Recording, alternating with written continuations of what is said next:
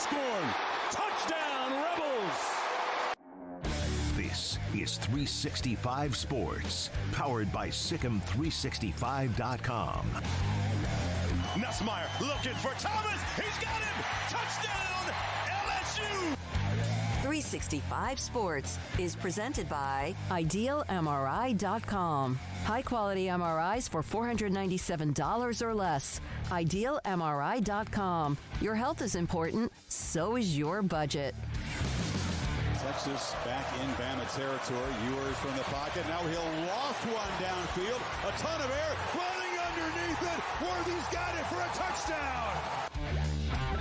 365 Sports is also brought to you by Texas Farm Bureau Insurance, protecting Texans since 1952.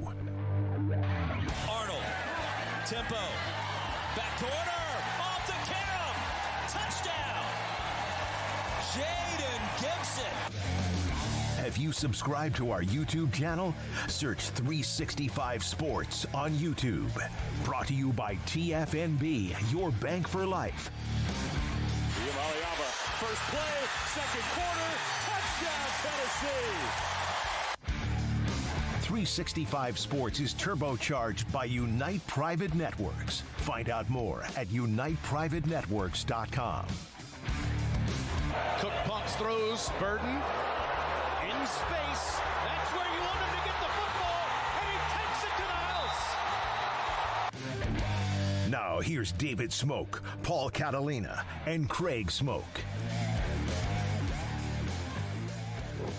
And here we go on this Thursday afternoon, 365 Sports, Sikkim 365 app, and also what we noticed a couple of months ago, really, is the activity on 365 Sports Y2. YT. Yes, on Twitter. The problem with that is Elon Musk has changed the rules again, and so we have to now subscribe to do that. So we just have to figure out who's going to pay the $11 a month. Oh, that's not a big deal at all. Yeah, so we'll do that, and it'll be back on Twitter next week sometime. All right, well, we'll do that at some particular time. The SEC Media Days wrapping up. The ACC, which will be really interesting next week, will open up what they're doing. A lot of news today. We'll have Zach Barnett from college football from footballscoop.com. Also, Sam Kahn again today at SEC Media Days. Olen Buchanan on his way back down to College Station from being up in Dallas today, too. And also Craig's Off the Radar Paul and his top five. So I got to tell you guys, you know about all this streaming stuff, right? How much is eventually going to filter into both college and pro sports. We see that all the time. So I got an email today from Peacock that said that they were increasing the rate. They're like $5.99 is what my rate was, and they wanted to maybe increase it to $7.99. Apple's always moving up. You know, you kind of get hit with all that. So I went in there and I canceled it. Because I have 3 or 4 Paramount, you have whatever, right? So I went in there and canceled it. So when I did, before I pushed submit, I got a note from them that says, how about only $1.99 for the next 6 months? Yeah, that's how you do it. You got to throw it. It's an old trick. I used to do this with DirecTV until AT&T bought them, and it worked all the time. You'd be like, look, can you just get me to somebody who can cancel the account tomorrow? Yes. And they'd be like, whoa. How about free HBO for 2 years? And you're like, well, you're speaking my language. And then they give you stuff and you're like, okay, the bill's lower. We'll give you back to the introductory rate and we'll do all these things, which I don't understand why you just don't, after a certain time. That's the reason I left DirecTV is I was a 20-year subscriber and my bill kept going up. Right. And every time I would call them, they'd be like, it was kind of like, well, you were technically an 11-year subscriber, but the last 9 years it's a different company. AT&T, you call them like, I'll cancel. Like, okay, all right. Yeah. I'm sorry. We'll send a sniper to your house. You want to? Oh no, don't go there. But they're such a gigantic company. They don't care. You're like I'm nothing to them. So you're a raindrop in an elephant's butt. Yeah, exactly. That's all it was. But now if I do that, is it not me saving money? But then they jack it up right after. But then you just do it again. Yeah, okay. You just do it again. You got to keep on top of things. Craig's quite good at this, as a matter of fact. Yeah, I don't know that it works for every outlet. If you cancel on Netflix, they don't typically come back to you because they don't really need you. So they're fine. They don't need to do that. I'll tell you the one that does it, and if you're paying full price, you're slow to the game. Sirius is the one that does this without a doubt. They want to charge you regular. You say, I want to cancel, and they say, well, how about 12 months for $3.99 a month versus it's like, I don't know what their full price is, but it's like at least 12 or something like that. It's noticeable. And so you save like $100 over the course of a year. Sirius does that every single time. It's probably why they can't afford the Big 12 or don't want to float the Big 12 channel anymore. You know what I mean? Like because they don't make, I don't think, a ton of money off their actual subscriptions, because I think everybody's wise to the fact that if you threaten to cancel Sirius, they will give you a deal. Like, I've done it multiple times in a row now. I just remind myself of when I get into the last bill cycle, and then I know before they charge me the full rate again, hey, by the way, I want to cancel, and oh, well, what about this? And I caught on to that years ago. That's something they're kind of known for doing. The only hassle of it is you have to actually like reach out to them and make sure you do it, but you used to only be able to call, and that was like the hang up and why people wouldn't get around to doing it. Oh, I got to call and wait online. Now you just do it on the chat online on the website. I've done that for like 6 reloads in a row. So yeah, Sirius is a big one that does that. And if they change that, I'll cancel it and I'll be totally fine. Like, that's one of those where if you want to push back and say, no, we're not lowering the price, I'll be like, all right, we'll see you later, because I don't listen to Howard Stern nearly as much as I used to, and I don't have the games package. And so I can get music channels on any other platform. I don't really need this, but it's a nice thing to have. And so I keep doing it because I can get that negotiated down price. But yeah, I mean, the streaming thing, if you're an NFL fan, you've got a lot of money that's being spent just on TV. You're going to have every streaming app basically at this point has an NFL game. And you also, if you're really into it, sicko mode, you've got Sunday Ticket. You know, there's a lot of spreading out, though, that's for sure. And the more you hear about, well, what if the Big 12 added this network in the future? TNT gets involved because they don't get the NBA and, you know, things like that. It's like, that sounds good and it sounds great, more money in the pockets, but it also spreads it even further and further as far as the product, which is great for getting teams on TV. But as a fan, instead of just kind of knowing you had a couple channels, like it's an NFL fan, for example, you got, does a channel have sports? Well, then they probably have the NFL, and you're probably going to need it. So do I, and this is a man who's learning about these little $6.99 here, and it's not because but if you add all of it up together, it's streaming, it's like $100-something. Okay, yeah. All right, so I'm going to miss NBC. If they want to do something, they move it over to Peacock. Okay, does this affect my YouTube TV? No, not at all. Okay. I mean, I'm not talking, but because is Peacock available? Whatever's on Peacock available on YouTube TV? I don't think so. Okay. I don't know. All right. Well, there's some things. Sunday Night Football, but again, I said, you know, the next time I'm asked to bump it up a little bit, I'm gonna like now with Yellowstone in their final season, and we'll get to some SEC and some other college football notes here momentarily. Yellowstone's in their final. Is it their final season? No Kevin Costner. Yeah. So I'm not so sure I care about it without Kevin Costner. Which he blew up to do a movie that everybody I know who's seen it hates. Okay, Craig. Is it going to be the same without him in it? I don't watch it. Oh, okay. You're asking a lot of questions does Peacock have this? Yeah. Is Yellowstone on this? I was like, I don't know, but that might be what you need to research before you cancel anything to make sure that you I really don't. Here's what happens. I don't think there's anything that I would miss college football. The first run of Yellowstone goes on Peacock because of some weird contract they had before it got popular. Then after the whole season is run, and then enough time has passed, then it goes to Paramount. Okay, Peacock's got Big Ten games. Clint Moses saying that. Yeah. All right, let's get to some stories. Including, I mean, I actually have it because of I have it for a couple different show reasons, but I'm going to keep it because it's cheap. It's still cheap compared to all the rest of them, and it's got the NFL, it's got the Big Ten. Like, I don't know how quality the games are going to be, but I guarantee there's going to be a game or two over 12 weeks, 13 weeks that I'm going to want to watch, like USC versus Nebraska. Maybe, yeah, and I'd want to watch that. Conundrum was telling me that you might miss a couple of Nebraska games. maybe then I'll have a happier fall. I don't know. You're doing it at a really weird time to be canceling, like right as football starts. Take your $199. Yeah. Take your $199 and run with it. Yeah, let's see. I'll figure. I think I was just tired of every time I look up, they're wanting to bump it up. It just got to the point where I got a little bit fed up with that. And that's also the online subscriptions, whether it's theathletic.com, which is very reasonable, or anybody else. All right, so the SEC announcing today about their revenue sharing. They will anticipate distributing as much as $15 million annually in revenue sharing to football players, and that's about $250 million as a league. Expect rosters the size of about 105, and believe the NIL collective will remain as a recruiting sweetener.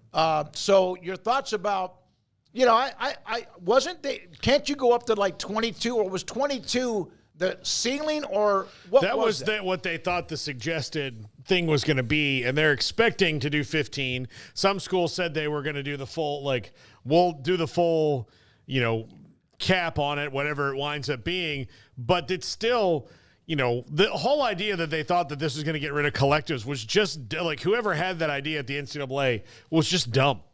Just dumb. Because there still has to be okay, you're going to make, essentially, if you're getting rid of collectives, even though they're not this, how are you going to stop advertising agencies? That's basically what they pretend to be in some regards and actually are in other regards. But yeah, they say about $15 million per school. All right. Well, some schools might do more, some schools might do less. They just have to share the revenue. And so we'll see. I mean, they've got the SEC's got a lot more to distribute because they've got a bigger television revenue than everybody but the Big Ten. So, there's 16 teams, 15 million. Maybe it gets up to 20. Who knows? I think the most notable thing is 105 roster limit. I think that's obviously the most interesting thing, not the $15 million tag that'll fluctuate. And so that's great news for guys who otherwise would have been walk-ons. Going to be very interesting to see if that means some recruits rotting on rosters for a year or two, because they now have the financial flexibility to throw more on the roster as far as scholarship players go. But ultimately, when you think about, Georgia and Texas A&M and Ole Miss and those schools are going to hoard all these players. Well, they got to play, right? Mm-hmm. They still have to play at some point in time. So, yeah, I guess if you want to go make a buck and never see the field, then go to a school that's going to pay out 105 scholarships and, good luck breaking the starting lineup. But I think you're still going to see the talent spread around a bit because guys want to play. You're not in it for the quick buck. You're in it for the big money down the road. And that's not in the cards for everybody. But even if it's not, you still want to play. You don't want to just sit back and collect a check. I think 99% of guys don't want to do that. So that'll be interesting. I mean, again, best news you could have for walk-ons, if anything else. But certainly I think if you're lower-level schools, you start wondering, how much of the talent starts to get hoarded away because now you got a full-blown 20 extra, scholarship players on a roster. But I guess we need to see more of the details on that. The $15 million, that tag, that seems like it's a fluctuating number that is not really official in any capacity yet, although it's the rumored number. And so I don't really have much thought on that. I don't get really interested in the financial breakdowns of how the teams are going to be paid for. But it says right there that if there was a stop sign, it gets blown right past because of the recruiting sweetener. I like how we're referring to that, dressing that up and making it all sugary sweet. Like sweet and low. Instead of calling it what it is, which is, paying players. Even though we gasp when we hear it in some other way, like Dave Aranda last week. Oh, you can't. And here we are, recruiting sweetener. Let's just call it something nice and fluffy and pretend that it's not, the stuff that we used to be afraid to talk about. But yeah, that's obviously recruiting sweetener going to be used to tilt the scales in favor of certain schools that want to give more and can give more and use more to get who they want to get. So that's not changing anytime soon. But it's very interesting in that 105 is a huge change from the 85 that we've been so accustomed to for such a long time now. All right, so there we are with that then. Mike Elko, there's a couple of back-to-back here. I honestly believe, and I know what they've been able to do since the late 90s, and especially when Florida and LSU and then Alabama started winning national titles in the 2000s. But I actually believe that the SEC truly believes that nobody else should be in the college football playoff but their teams. We heard what Greg Sankey said, and then he started barking again at Florida State, a shot at Florida State when he brought up Georgia. Mike Elko, A&M's head football coach, spending 4 years in this conference, I felt more teams were deserving of making the playoff. This conference has clearly established itself as the premier conference. No one's arguing with that. It deserves more access. I think you'll see something similar. Here's my question, though. They've had most of the teams. Yeah. They had 2 last year that created the problem. They're just politicking for the upcoming playoff. I know, but it's as if do they think that we're all just dumb?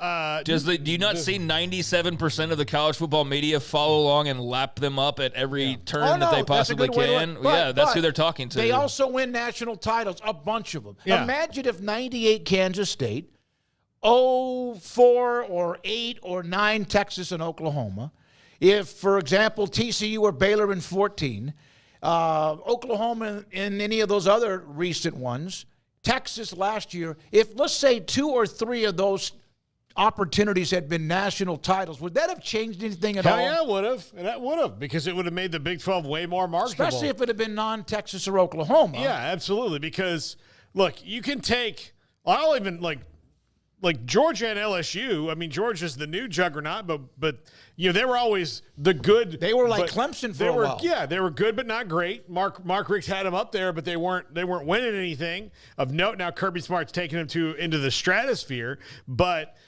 you know, you take Alabama out of it, then you also still have Florida and Auburn and all these other, like LSU. So Alabama has the lion's share of them, but everybody else has, you got multiple teams with multiple ones, and you've got Tennessee and Auburn that have them in the last, 30 years. So those things are a big deal. So if the Big 12 had flipped some of those, yeah, absolutely it would be different because they would be able to say the same thing about themselves. The thing the SEC has is, nobody else can say that about themselves. They can. They've got all these titles. And to you saying, like, why do they want more? Like, I mean, why does Amazon.com keep growing? Jeff Bezos could stop tomorrow and literally do nothing and be, fined for a millennia. If he finds a way to live forever, he'll never run out of money. So the SEC, the same way, they're always going to want more. I don't think this is really all that complicated. Yeah. If you're the third best team in the SEC that otherwise wasn't getting into a playoff, but now you can, you're going to say what you can to get in there, and you're probably safe. But if you're that 5th team, yeah, you're jockeying. If you're A&M, you're the 5th best team in the SEC in a 12-team playoff era. You're going to throw your weight on the table and say, well, we're from the SEC, and we play the best football, and they're politicking. That's all they're doing. They're just setting it up for trying to get as much of the field as possible, jockeying for spots. I don't think they're going to have to jockey too much to get their initial handful, but beyond that, if you're splitting hairs between the 5th, 6th best team in the SEC and the 3rd best team in the Big 12 or the ACC, I bet you that's a real conversation, and the whole strength of the SEC gets thrown around as a reason why they would be deserving of having a 5th team, a 6th team, as opposed to another conference having even a 2nd or a 3rd team. We're going to hear that moving. We're already hearing it. Here's Mike Elko saying what every other coach believes, but every other coach in every other league would feel the same way if the shoe was on the other foot, and they'll be saying the same things about the strength of their conferences when it comes time to split hairs and pick who gets in the field. But, yeah, they're just towing the company line and saying what is the best for the conference, which is we're the best, we deserve the most, and if we don't get the most and we're not considered the best, then that other side who's saying that is wrong because we are clearly the best and we deserve the most. And they're just reinforcing that, and so when we get 5 of the 12 from the SEC come December, don't be surprised by that. And if it's 6 somehow, don't be surprised by that because they're already, lubing it up to be that way in just terms of the conversation around their strength and why they deserve the most. So and Nick Saban today talking about even 2022 when TCU beat Michigan, and then they got thumped and hammered and humiliated by Georgia. Nick Saban on the SEC Network last night, I still have a little pet peeve about we didn't get in 22 and TCU did. Kansas State beat them, and we beat Kansas State by 25 or 30 points in a bowl game. Who had the better team? But anyway. When did that bowl game happen? Before or after that decision? Happened after that decision. Yeah, absolutely. So it wasn't the same. You didn't both beat them before. You didn't beat them before it was decided. You beat them after it was decided. So I don't see that as being the same thing. How many games did you lose, Nick, that year? How many? You ever know? How many games they lost? One. They lost 2 games. 2. How many games did TCU lose? 1. 1 game. Yep. So again, no, you're shouldn't have lost to Tennessee or LSU. And I know that they kept saying by a combined 4 points. Well, could have been by a combined 2. Doesn't matter. You lost the games. TCU lost a thriller in the conference championship game in overtime to Kansas State after they'd run through 12-0, something that you did not do and didn't play in the conference title game that year, if I'm right, Garrett. Yep. Right? They didn't play in the conference title game. TCU did. So, yeah, no, Alabama wasn't there. And the transitive property also does not work. It's not an equal method. So, okay, yes, Kansas State beat TCU that day. You drilled Kansas State when you played them a month later when, a lot of things could have happened. So let me just say the transitive property, Alabama loses to Texas earlier last year with Jalen Milroe having his worst game.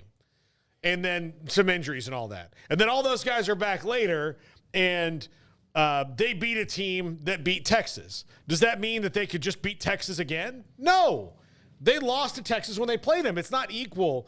There's different things. So would you say, yeah, but we didn't have our quarterback in that one, or we didn't? No, it doesn't work. Not all games are created equal, and not all situations are created equal. But the SEC is the master of trying to say that, no, everything that we do is better so that our mistakes shouldn't count as much as your mistakes. Our losses are different than your losses. Yeah. All right. Well, and I get it, Craig. You're exactly right. It's just kind of what are media days? Yeah. They're propaganda, basically. They're your platform to politic and get in all the opinions on the major issues and to float the future of your conference and talk about how great that's going to be. And if you're Greg Sankey, take multiple shots at Florida State as he took another one today. If you want to take it that way, even though I still don't believe a single word that he's saying, and he's saying what he has to say right now. But yeah, it's their time under the sun. Brett Yormark, was tooting his own horn last week. Yeah. So this is what media days are. I just think that the constant we deserve more, and it's like, all right, we're getting to the point now where like 6 or 7 of y'all are starting to want to take credit, and 4 of y'all really deserve it. So, the moment I start to hear South Carolina demanding playoff access, I'm going to just lose my mind on this show because, you still need to prove it. And even though there has been a 20-year reign, that doesn't mean that LSU just deserves automatically to be a 5th team in versus, the second-best team from another conference. But that's what they're already, positioning for. And we knew that when there was going to be an expanded playoff. There's been talk the entire time about, that the SEC is going to get 5 and the Big Ten is going to get 5. And so how much does that leave everybody, and we've already heard that, can the Big 12 get 2 teams in is a constant topic on this show. That's an actual topic. And the Big 12, their only argument is really, we have to go and win. Whereas the SEC, they're getting at least 4. Somehow they'll probably get 5, and if they can, they're going to jockey to try and tell you how their 3-loss, 6th-place team deserves it over a 1 or 2-loss team from the ACC. So just prepare yourselves for all of that moving forward. I'm ready for it. The bubble that I talk about when it comes to the top 25 is going to be even more of a bubble for the college football playoff 12. Sankey, this is from Go Black 45. Sankey gets a lot of heat mainly because he's talking to the media constantly like Brett Yormark. Tony Petitti barely talks at all. And Phillips always manages to say the wrong thing when he does talk. Well, I think Petitti is smart. He just lays in the weeds and speaks when he needs to, and he lets Sankey take a lot of the heat, honestly, because he's just not out there to be poked at. He's not out there saying things. So, and if he is, it's just not being picked up and ran with like a Greg Sankey or a Brett Yormark or even a Jim Phillips at this point. So, yeah, that's something the Big Ten's kind of done this entire time, if you think about it. Even Oregon-Washington last year, we didn't hear much about that, like, from a commissioner standpoint.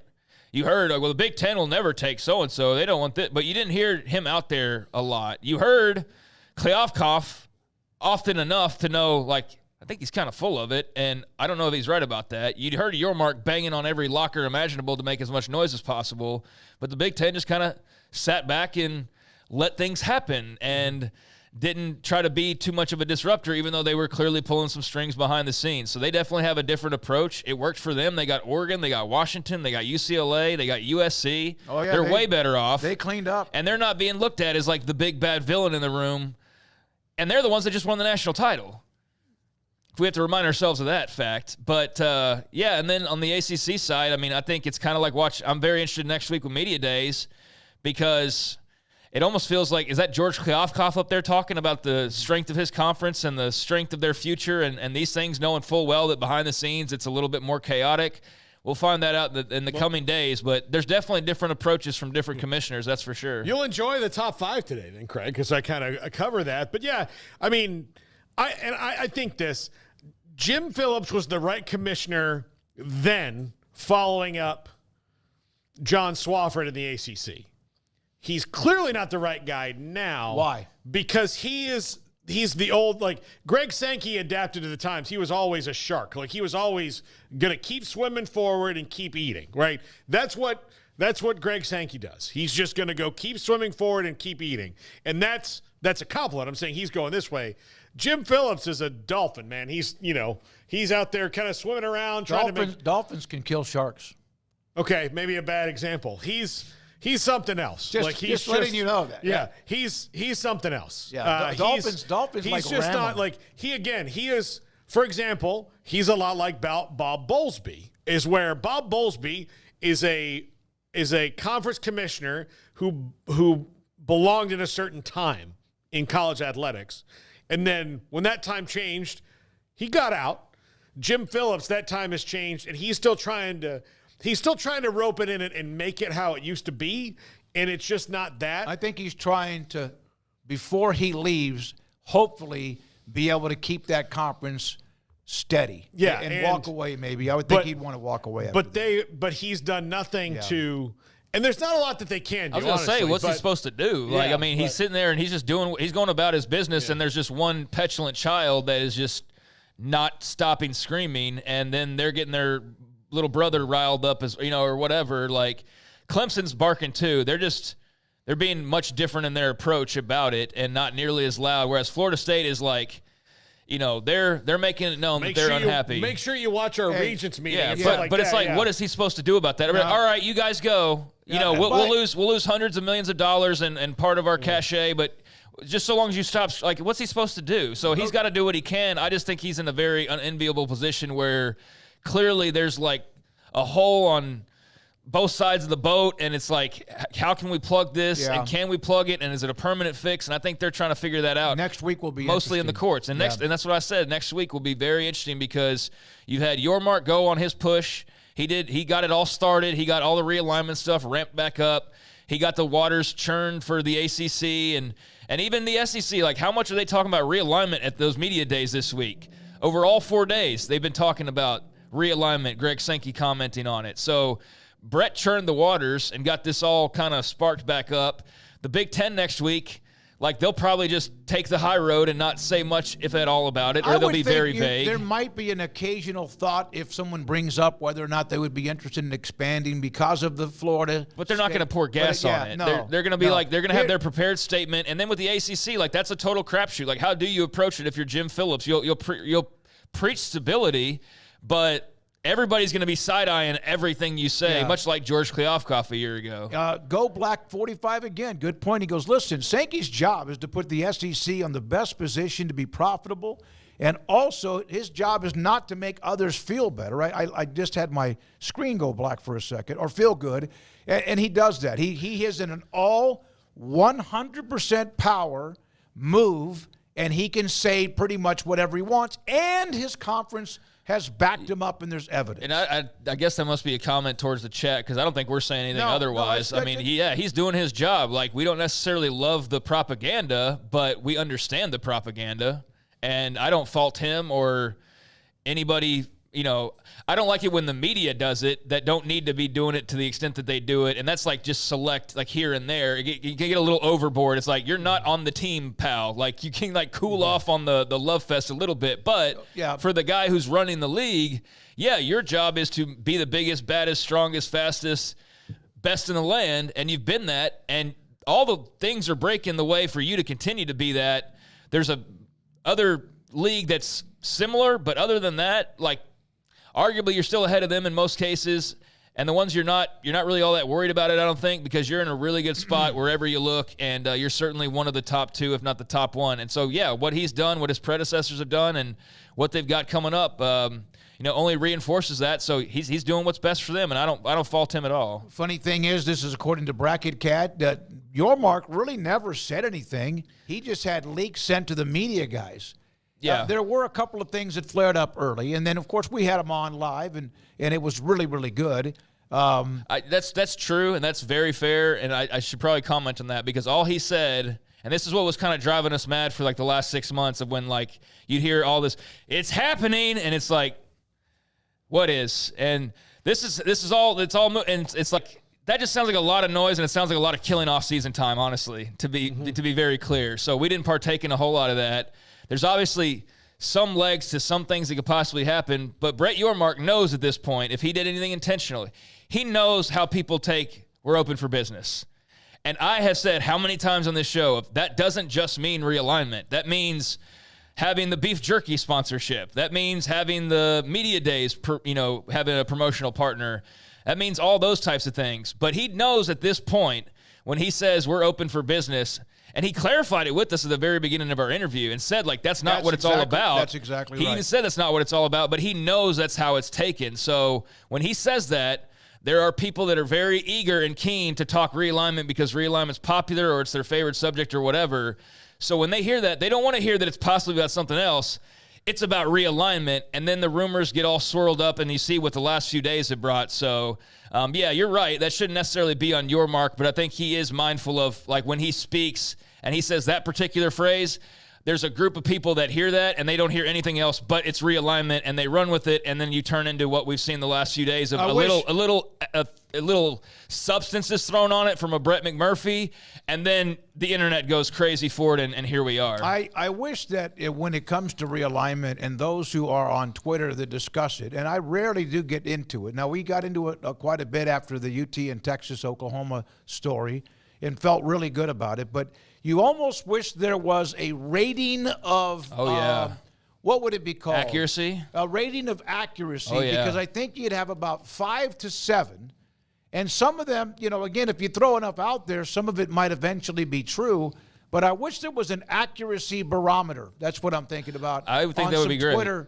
On some Twitter handles that just, like, for example, you don't hear from them for 5 or 6 months, and you don't even follow them, but because others might. And the next thing you know, it's like they're on crack. Well, like MH Fur, the West Virginia guy, he just pops in as soon as things start to get heated up, and like I believe I've read some things that are accurate. I think I've seen some things that are suddenly like, don't remember that one, like just fly on by that, or details change.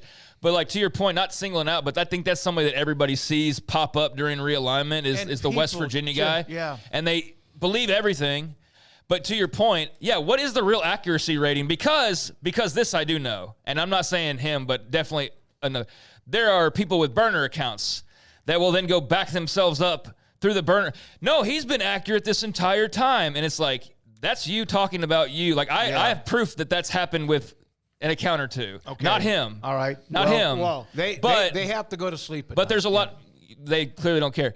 But there's a lot of that kind of stuff. And so you're like, well, see, this person's saying that they're right. And it's like, well, that's because it's the same person on their burner account backing up their accuracy. So I would love an accuracy meter on the, like, who's 75% hitting? 75, not nearly. No, I know. It needs to be 99%. Right. I'm just saying that, like, that would be nice to have, like, a bar next to their name of yellow to green shading of, like, how accurate have they been? Okay, I'll kitchen sink a lot of things in this room. Smokey can fly. Garrett is a tap dancer. Craig's a drag queen. Emery's from Oklahoma. 3 or 4 of those things are wrong. Emery is from Oklahoma. So when Emery's like, I am from Oklahoma, I'd be like, I told you. Everything I say is right. Yeah, no, there's a lot of that. I mean, that's what's going on here. So wait a minute, let's go back to Garrett and a drag queen. No, Garrett's a tap dancer. Craig was. Oh, okay. All right. I don't know what he does when he comes out of here. I might have nailed that one. But we really don't. No. So here is Sam Pittman. The story yesterday, one of the things that Steve Sarkisian said when Texas was on the clock is about, how Arkansas, he thinks the people in Arkansas hate Texas more than they like themselves. And Sam Pittman was asked that, and his response, he's probably right.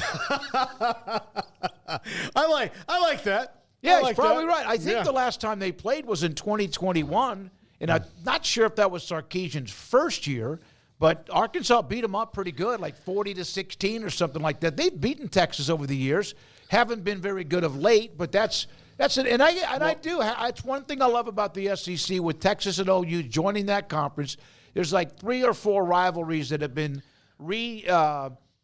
kick-started with Texas and A&M. Oklahoma, Missouri is one. I mean, it's a pretty good rivalry back in the day. Arkansas, Texas, that's a great rivalry. I mean, OU, Arkansas has not really been, but they're amazing. right next to each other. They don't play each other a lot. But now they will. They had that crazy Orange Bowl game, right. and Arkansas stunned the world. But they're literally neighbors. Yes. And so now they're in the league together, and so you could see that maybe as a newer one that adds some substance because it is so close to home. So that's one that you don't even consider, but that's a possibility of them being Texas, LSU, like A&M with LSU. That wasn't one, but now it sort of kind of is. And so there will also be new rivalries that spark. So, I could see Oklahoma, Arkansas. Yeah. But the Texas-Arkansas one, I do want to say one final comment. You're absolutely right as far as the accuracy bar, because if you say every possibility, you're bound to be right at some point and then say you're right. I just wanted to say. Oh, yeah, if you hit it one time and it's a big story. You missed 90 of them, but you got that one. That. There's a writer here in the state that, absolutely kicked ass on some things that were going on. And then kind of everyone leaned on him for a little while, and he wasn't as accurate. But he hit the lottery on the first one. I think – and he's a good dude. He's really good at what he does. Here's what I think what happened with him. He had a great source that then started – when the narrative changed, started using him because he knew people would believe him because he fed him the right information. Yeah. Then he wound up – and it was a Big 12 deal. Yeah, it was a Big 12 deal. But, I think – We have a guest coming up. Yeah, with Texas and Arkansas needs to get good again, and that'll make that rivalry where people remember it. But really, since they left the Southwest Conference, I mean, it's killed it, and they've never both been really good at the same. First or second year, he won 10 games, Craig. But they've not been really good at the same time. Arkansas and Texas. Yeah, I mean, there's that. There's also they just don't play a whole lot. That's mostly it because they have played twice since 2010. I think I had it. They played in 2008, and Mac Brown beat Bobby Petrino, and then they didn't play again until 2014. And Arkansas, Brett Bielema beat Charlie Strong 31-7 in 2014. And then the most recent, 2021, Arkansas, Sam Pittman beat the mess out of Sarkisian and company 40-21. So Arkansas has won the last 2, and those last 2 have occurred in the last 15 years. Yeah, so they just haven't played all that much. When did Matt Jones play quarterback at Arkansas? It was the early 2000s. Okay, because I remember one year they just humiliated them, beat them up pretty good, beat Texas up pretty good. But what you'll see is that the history, because Texas has been good for so long, despite a couple of gaps, is they still have a huge winning record, huge edge, almost 2-1 on teams that are like A&M and Arkansas, because they beat everybody for a long time, year after year after year after year. Yeah, the Oklahoma gap is closing. Oh, big time. That one used to be a lot larger, and Oklahoma has the advantage in a lot of the other categories like Natties and Heisman and those types of things. But the head-to-head gap's closed. It's still 10 in favor of Texas, I think, in the win column. I think it's less than that. I looked at it the other day. Okay, well, it was around 10 the last time I looked in the last couple of years, and so it's starting to get closer, and that's one that could, in theory, look up in 10, 15 years and be interesting to see how close that one is. But for the most part, if you look at that one in particular, there's a big blob of burnt orange, in the very first 2 or 3 decades of that rivalry, where they built up an insane advantage, and I think that's probably what you're referring to is those early days. In a lot of these rivalry cases, they built up a little bit of a lead. It is a big lead. It's 63, 51, and 5, but it used to be 25. Yeah, it used to be a lot more than that. All right, when we come back, Zach Barnett, footballscoop.com. We'll have Sam Kahn today again at just after 4. Max Olson will eventually get back with us sometime in early August as he's taking a breather, and also Olen Buchanan, Texags. We'll have Craig and his Off the Radar, Paul in his Top 5. It's Garrett Ross and Emery Winter. The keg is still in the studio, and it's not cold. So I don't know what's going to happen with that. We'll get to that. Where is it at? Go to the right and down. It's sitting there. It's not cold. Paul Catalina, Craig Smoke, I'm David Smoke. This is 365 Sports. Stonewood Dental, Robinson, Texas. My dentist, Dr. Steve Childress. I just love the guy. He's just, first of all, he's a hell of a friend of mine. And he's got a great story to tell, like everybody does.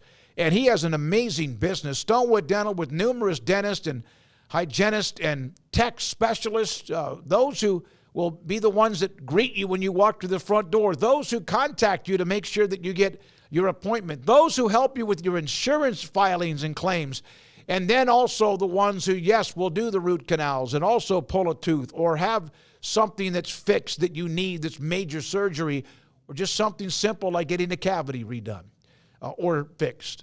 Stonewood Dental in Robinson, Texas. My dental, where I go, started there during COVID, started to just get tired of falling behind when it came to my teeth work, my dental work. I could not catch up. And then finally had a heart-to-heart with Dr. Childress. He was doing work on me one day, fixed something, and he finally just said, let's talk.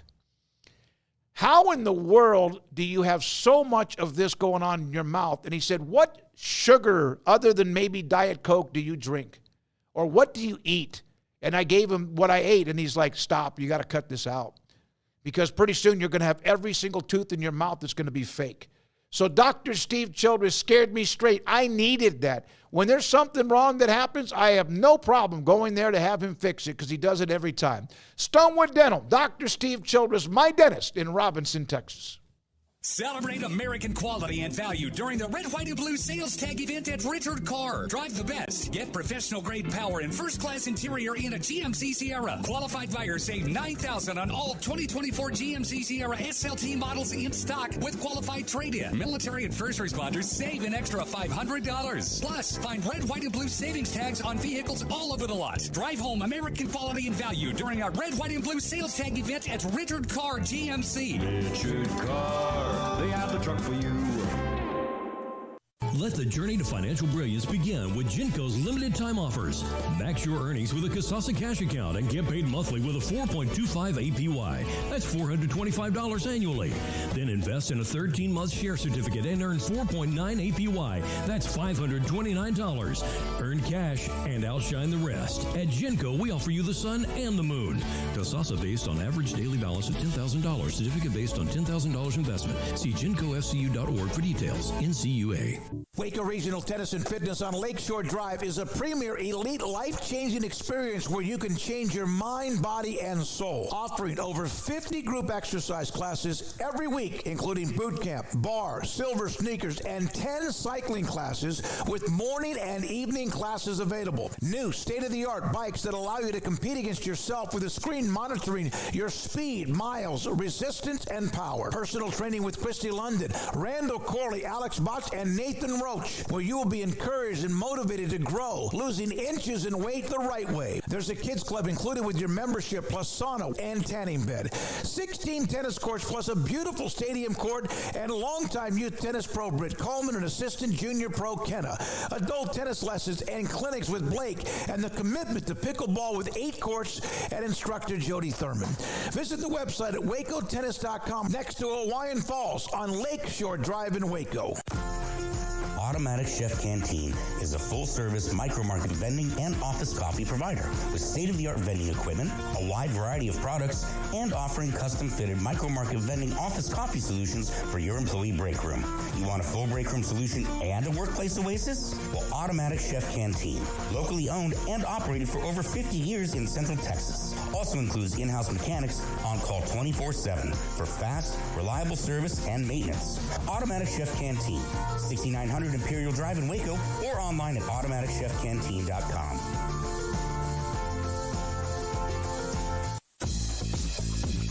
Baylor Scott & White Southwest Sports Medicine and Orthopedics, the team physicians for Baylor Athletics, diagnosing and treating all sports-related injuries, including concussions. These specialists also provide orthopedic services for athletes and non-athletes alike, whether it's knee or shoulder pain, a wrist injury, orthopedic spine care, and even an arthritis and total joint clinic. Trust the doctors Baylor Athletics trust. Baylor Scott & White Southwest Sports Medicine and Orthopedics wants to get you back in the game.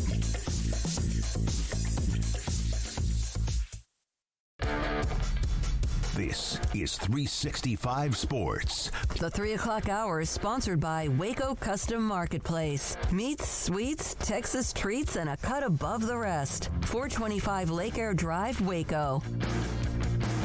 Zach Barnett, footballscoop.com, joins us, 365 Sports. Paul Catalina, Craig Smoke, David Smoke. And Zach, thanks for your time. I saw a note you had up about one-score games that I thought was interesting. The SEC, I think there was a pretty good chunk, maybe one every 4 or 3.5 games. And the Big 12, about one every, 1.5 games or so? Is that correct? It's a one-score game? Yeah, it was yesterday afternoon, and I was writing about Steve Sarkisian and the Texas red zone offense.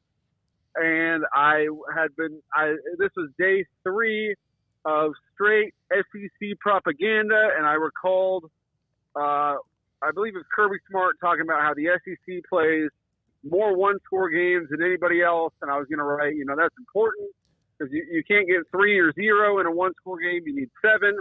And I was like, I should probably look into that and just add some numbers. So then I got out my pen and paper and did some math, and I was like, wait a minute, that doesn't seem like that much. So let's see where the Longhorns are coming from. And to no one's surprise, the Big 12 plays in a bunch of close competitive games. And so I just tweeted it out just because the anecdote left my story, and I was like, well, I got to do something with this. And I'm very surprised how it took off the way that it did. You're there, kind of in the midst of SEC Media Days in Dallas. What do you feel their percent, like there's a lot of SEC versus Big 12 stuff or SEC versus ACC stuff. What do you feel the realistic perception within that conference of themselves is? Is it as braggadocious as we see?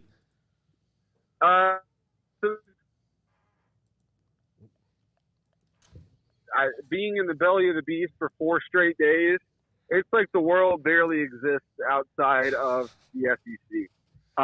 They acknowledge the Big Ten a little bit. They acknowledge the ACC just because of the lawsuits going on and everything that happened with Florida State last season.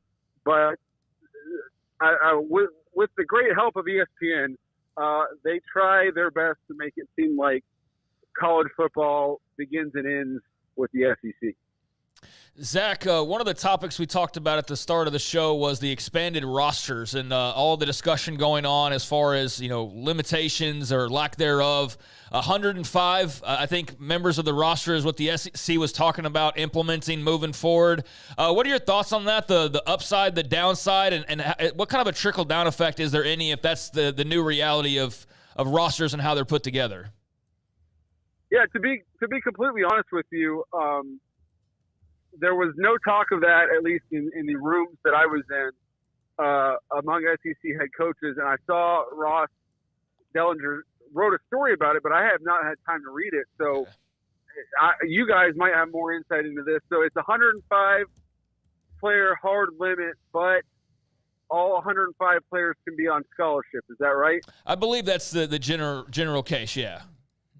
So the previous limit was 120, and most teams ended up around 110.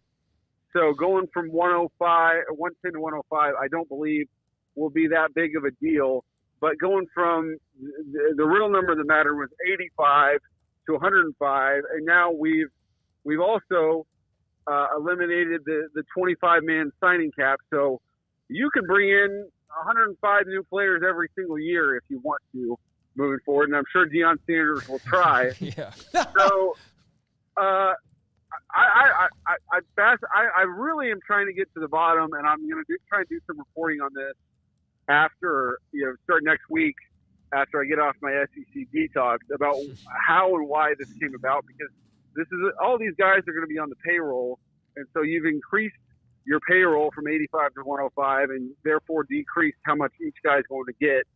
And I'm going to be interested to see if coaches feel the need to fill out all 105 scholarship opportunities.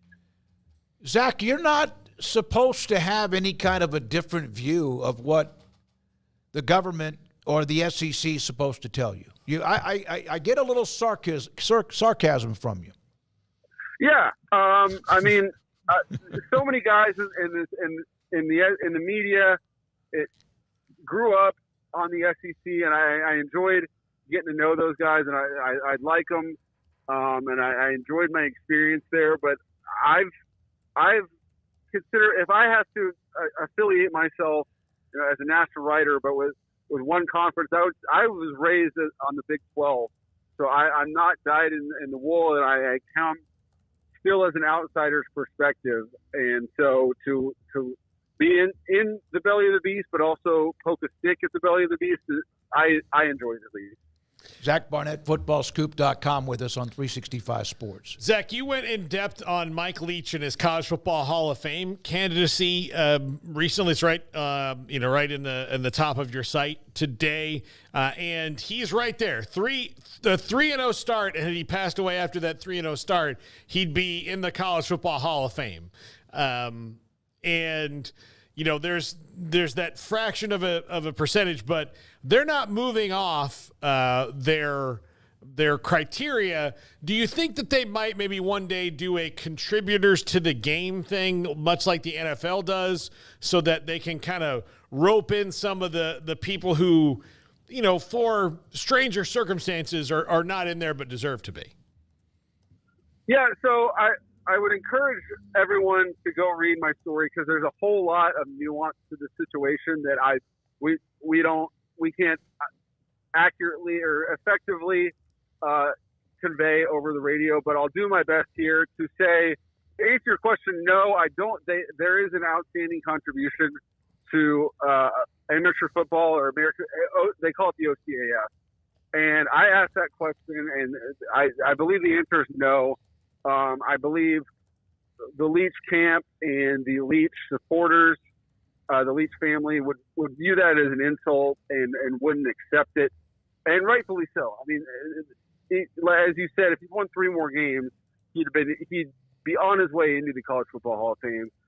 Having said that, the current criteria would keep him out of that, and so the current EMFF leadership from the board of directors, this group took over about 20 years ago, and from the Hall's founding, it was not very well run. And so when current leadership came aboard, one of their charges was, you need to standardize the Hall of Fame, you need to professionalize it and make it look good, make it make sense. So they came up with a solid criteria. I mean, on its face, coaching 100 games and winning 60% of them does not seem like a too high of a bar to clear for a College Football Hall of Fame coach. And then Mike Leach is probably the most unique situation there is.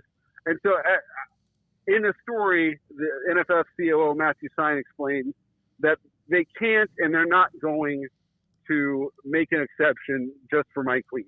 That wouldn't sit well with anyone. So the NFF Honors Court, they have discussions about the parameters.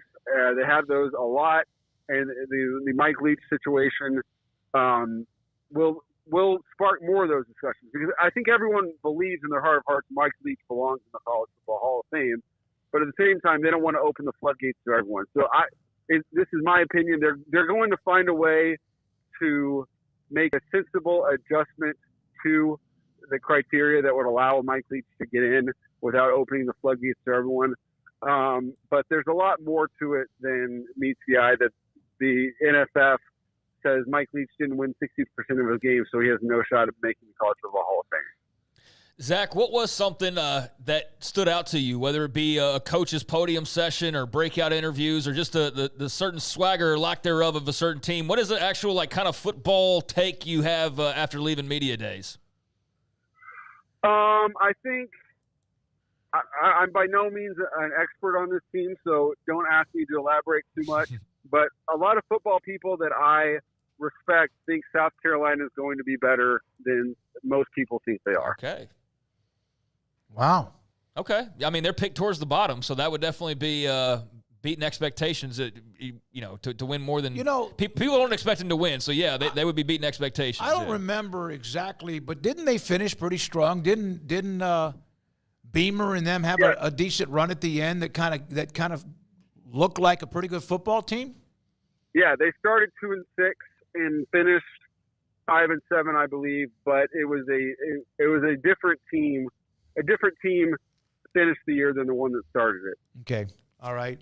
So back to, you mentioned Sarkisian, Texas, and the red zone. They were phenomenal last year. They were the best team in the Big 12. They had a couple of escapes. No question, TCU, Houston, obviously Kansas State inside their 5. But they were really good.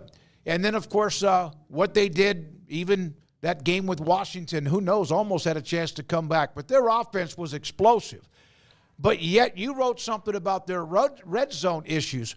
Why is that when they had a hell of a running game? They have phenomenal receivers. They have big, tight end type red zone with Sanders and company and, of course, others.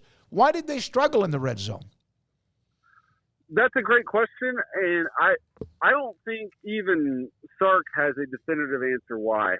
I think if you have to point to one thing, it was the offensive line was not as dominant as they would have liked it to be. And even though they had a lot of highly regarded guys, a lot of experienced guys, it was not the type of unit that can impose its will. And they hope that it will be that group this year. They bring back 4 starters. They have 5 guys with real starting experience up front and depth that they feel really good about. So if the offensive line can be what it is capable of being, then I think their red zone their red zone struggles will go away. But yeah, you said it. They had 3 wide receivers, a tight end, and 2 running backs drafted, and their quarterback's going to be drafted next year as well. So you would think it would just be a pick your poison type situation. But I think the offensive line. I also think play calling down there was not great. I talked a lot about the Oklahoma game and how they came up empty one time and play calling. Sark points the finger at himself right there. Play calling was not as good as it could have been. But they're going to have to be better to live up to the hype. You also wrote about Billy Napier and his confidence. Should he be confident? I think confidence is great given the alternative. They play 8. They're going to play 8 teams that are probably going to start the year in the top 20, including not 1, not 2, but 3 in-state teams that have the ability to beat them in Florida State, Miami, and UCF. Their biggest conference rival, Georgia, is the preseason national championship pick. So why not be confident? They also have to play Texas and Ole Miss. But he clearly did his research. They bring back 41,000 snaps from last year. Graham Mertz, the Wisconsin transfer quarterback, is highly experienced. So they have the ability to be better. And really, if they go from 5 wins to 7, everyone's going to say it's a good year. If they go from 5 to 8, they might very well be in the college football playoff. Wow. Okay. There we go. Zach, thank you very much for your time, buddy. Good stuff as always. Thank you.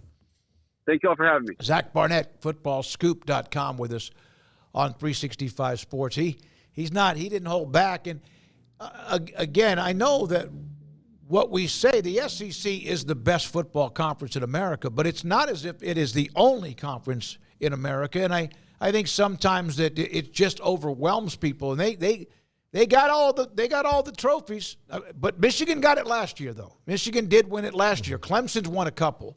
Florida State won just, 10 years ago or so. It's not like they have all of them, but my God, they do have a lot of hardware. Was it 11 long years ago? 11, yeah. Yeah, I mean, I kind of get tired of talking about them like the big bad wolf. That just reinforces the whole feeling around them, which was initially just historically created. Then self-promotion took off, and winning on the field was the cherry on top that helped create this juggernaut that it now is. The Big Ten doesn't go about beating its chest nearly as much, even though they won the most recent title, but they've also not been on a run of like 10 out of the last 12 or whatever the actual figures are. So they've got reason to beat their chest. I do think it can become overkill. I do think that 4 days of hearing the propaganda would probably make me lose my mind, like it sounds like Zach's about to. I think a couple of days is probably enough media days, especially when there's so much beating of the chest. But you know what? They've earned the right to do that, even though it is, to outside observers, a bit overkill. And I'd imagine the Omni has been an incredible echo chamber the last 4 days of just how great everybody thinks that room is. But, good for them. And, thanks for providing a great brand of football. But the marketing and the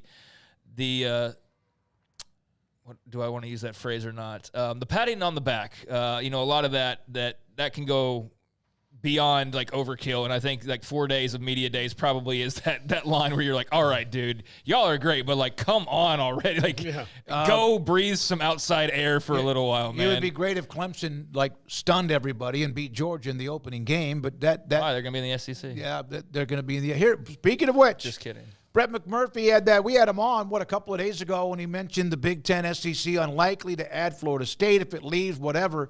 He just put this up there. SEC Commissioner Greg Sankey to Next Round Live about FSU.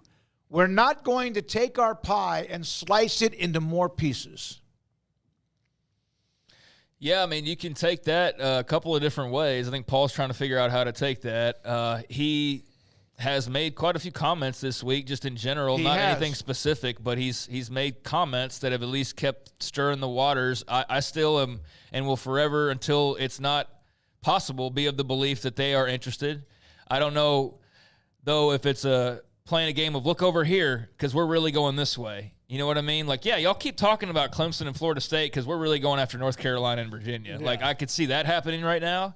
Feel that fire over there. Just don't look over here while we conduct our business and get this, pushed through and make our move. I don't for one single second, though, believe they're just sitting pat and happy. I think that whatever they could possibly want, if there's something out there that they want, they're working on getting it. And if that's including adding teams like a Florida State, I absolutely believe they're kicking the tires on that. Like with all this realignment, the last week, is something supposed to happen by tomorrow? Like, I feel like there's deadlines or something where you at least there's got to be something. For what? For something to happen that's like actually substantial. That's not just Brett McMurphy saying, yeah, there's realignment talk happening. Like, I feel like the way Twitter has gone, like you'd expect something like real to actually happen, not just like this could or this might or this may in 2 or 3 years. Like, if somebody can actually throw down, like, we're leaving or this is what we're doing, or is this just another like 6 months of that? Yeah. I just feel like there's so much bubbling that something needs to like actually come to the surface sooner rather than later with all of this talk. But with the ACC, they're getting through all their stuff. With the SEC, they can't really say much until the legal stuff is all sorted out. So he's saying what he has to say right now, and I think they are just like anybody else, and they are open for business no matter what he says at media days. What our good friend Jock Taylor says this all the time. What's true today in sports is not necessarily true tomorrow. Yeah. It changes all the time. So what's true today is the SEC isn't interested because they don't know the math of this. No one knows the math of this. Florida State and Clemson and the ACC are in court about math. That's what this is about. When the math comes out, then everybody can start going, oh, we can do that, or we can't do that. We don't want to do that. We do want to do that. But until those numbers come out, there's nothing substantial. We're going to get into something that the State of Florida Attorney General put out today. We'll get to that in another segment. Really? It's another part of just every day there's like an IV drip of something with involves either FSU, Clemson, and also, of course, the ACC. When we come back, it will be Sam Kahn wrapping up his 4th day of SEC Media Days in Dallas. This is 365 Sports, and we appreciate your time. Samantha Duvall, TexasBeefHouse.com. From their pasture to your plate, premium quality Texas farm-raised beef. Samantha, you've had more and more online auctions, and you have another one coming up in the middle of this month. On July 17th, that will open our next steak auction, and it closes the next day on July 18th. About 48 hours of tomahawk, New York strip, flat iron, ground beef, both Angus and Wagyu. It's a lot of fun to get on. You just get on to bidonbeef.com, create an account, and it'll walk you through all the steps that you have to do in order to bid. Everything ships for free. nationwide in the lower 48 states. The Flatiron Steak, to me, is underrated. Fajitas, it tastes so good. The Flatiron is my absolute favorite. And then, of course, your tomahawk, that's just a showstopper. It's something exciting to put on the grill for everybody to see. Each steak is about anywhere from 3 to 4 pounds. I'm telling you what, it'll feed pretty much a whole family. A 4-pound tomahawk feeds the 6 of us. The 48 states ship free. Go to TexasBeefHouse.com. Again, premium quality Texas farm-raised beef, Wagyu, Angus. It is amazing. July 17th and 18th, tomahawk, New York strip, Flatiron, ground beef, Angus, and Wagyu. You really are doing these auctions more and more frequently. Yeah, so we've had a lot of great feedback. A lot of people love to get online. The ending is what we call a horse race finish. So at 6 p.m. when the auction ends, if anybody has been bidding in that last 2 minutes, it keeps the auction open for 2 more minutes, and that continues until all bidding has stopped. So that's kind of the exciting thing to watch at the very end is, the timer reset because people are getting on there and they're making sure that they're getting that lot that they want. So this is your best bet to get the best price. And it's a price that you want to pay, not what we're setting the price. And you're getting it in bulk. So you're getting more than just one package of steaks. You're getting, depending on which lot, anywhere from 4 to 8 packages of steaks. Go to TexasBeefHouse.com, July 17th and 18th, the auction. And you can find much more information. Bidonbeef.com. And don't forget the discount if you put hashtag Sick'em365. Let the journey to financial brilliance begin with Genco's limited time offers. Max your earnings with a Casasa cash account and get paid monthly with a 4.25 APY. That's $425 annually. Then invest in a 13-month share certificate and earn 4.9 APY. That's $529. Earn cash and outshine the rest. At Genco, we offer you the sun and the moon. Casasa based on average daily balance of $10,000. Certificate based on $10,000 investment. See GencoFCU.org for details. NCUA. Pizza, burgers, and Bears football. There's no place around Waco that serves them all other than Bubba's 33. Come show your green and gold and enjoy some of Waco's best food and beverages while watching your favorite team, the Bears. When real Bears fans get hungry, Bubba's 33 is the #1 spot for ice-cold drinks, hand-stretched, stone-baked pizzas, and bacon-infused burgers. Join us for indoor or patio dining. Bubba's 33, Waco's restaurant and proud supporter of Baylor Bears football. Sick 'em, Bears. Riverbend Liquor and Wine now has 2 locations to serve you. The original on Lakeshore Drive in North 19th Street and the brand new spot in downtown Waco at 600 Franklin Avenue. If you're looking for the best in craft beers or local Texas bourbons, then the original is the place to be. And for the latest trends and online phenomenons, head downtown to the Franklin location. Either way, you're going to get the same great variety, customer service, and speedy experience. Check out both locations on their Facebook and Instagram pages. Riverbend Liquor and Wine, Lakeshore Drive in North 19th Street, and now downtown on Franklin Avenue.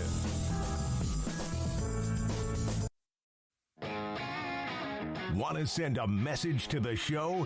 Jump in the Rudy's Country Store and Barbecue chat room. All right, if you go in the chat room, I'm just warning you, great people in there, but go in strong. Be ready. If you say something, back it up. Otherwise, it's interesting to watch some of the conversations. Sometimes have nothing to do with what we're saying on this show. That makes it even more special. We're joined by Sam Kahn, back-to-back days. Special week for us as Sam joins us again on day number 4 of the SEC Media Days. So we just had Zach Barnett on, Sam, and he said after 4 days that he's almost numb to I guess he might have used the word propaganda, but the patting of the back of the SEC. Have you felt that at all? No, because I was smart enough to only come here for day 3 and 4. I am a veteran, buddy. I'm not doing the marathon for 4 days. That is too long to be a media day. You guys have done Big 12, which has always been 2. Right. And that is the right amount of time. We do not need more than 2 days. And of course, I mostly cover the Texas schools. Right. So I was able to strategically plan my week to go just for Wednesday and Thursday for Texas A&M, and also because I am heading down this weekend to the San Antonio for the Texas High School Coach Association convention. So I didn't want to spend 4 days at SEC Media Days and then go spend 3-4 more days in San Antonio.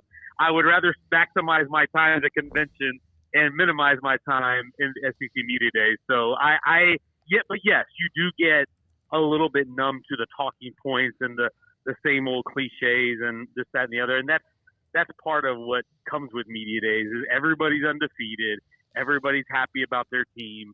And there's all these narratives that take off and all that stuff. But I would say it's been a fairly uneventful week. There hasn't been a ton of news or buzzy stuff to come out of here, so to speak. I think there's been a few clips here and there, but it doesn't have the gravitas that I'm used to having. You know, when Lane Kiffin was cracking jokes all the time, Lane was a little bit muted this week because, you know, of course, he's coming off the death of his father, Monty Kiffin, and that I know it's a very emotional time for him.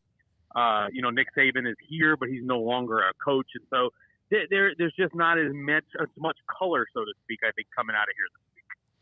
Sam, A&M is there today. Arkansas is there today. One of the interesting things I heard from Sam Pittman was, and I totally agree with this, that rivalry should go back to home and home. It's been at AT&T Stadium, I'm pretty sure, since A&M got into the league. Do you think that they would both support that, or does Jerry Jones hold too much sway over that? Yes, it will go back to home and home. Like that, I don't even think there's a question about it. I know Jerry likes having it there, and I know there's some Arkansas contingent that appreciates the chance to play in the state of Texas on an annual basis because of that. But now that Texas is in the SEC, along with A&M, I think it's easier for it to go away. A&M has certainly expressed a desire to not continue it at Jerry World and just go back to home and home. And talking to the coaches and people involved, it sounds to me like this is going to be the last year. This is the last year of the contract. This is going to be the last year at AT&T, and then starting in 2025, they're going to go back to home and homes for Arkansas and A&M. And I think both programs are more than happy with that. And Arkansas too, because Arkansas does not just have that neutral site game. They also have that game at War Memorial every year in Little Rock. So sometimes they're a little bit low on home game inventory in Fayetteville.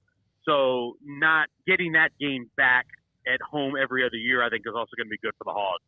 Sam, Mike Elko's been on the job for a few months now, but his first SEC media days, just what was sort of like the presence and the feel like around the A&M contingent, because it is a new era and a weird new era where now Oklahoma and Texas are back at media days with them. So I'm sure that was a huge talking point. But what were just sort of the vibes you got from Mike Elko in this first go-around?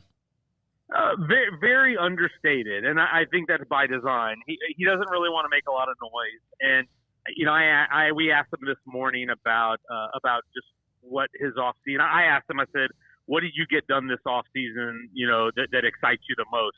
And he said, "It's been a really quiet off season. That's what I'm most proud of." And that's not usually the answer when you ask a coach about what's been going on in the off season.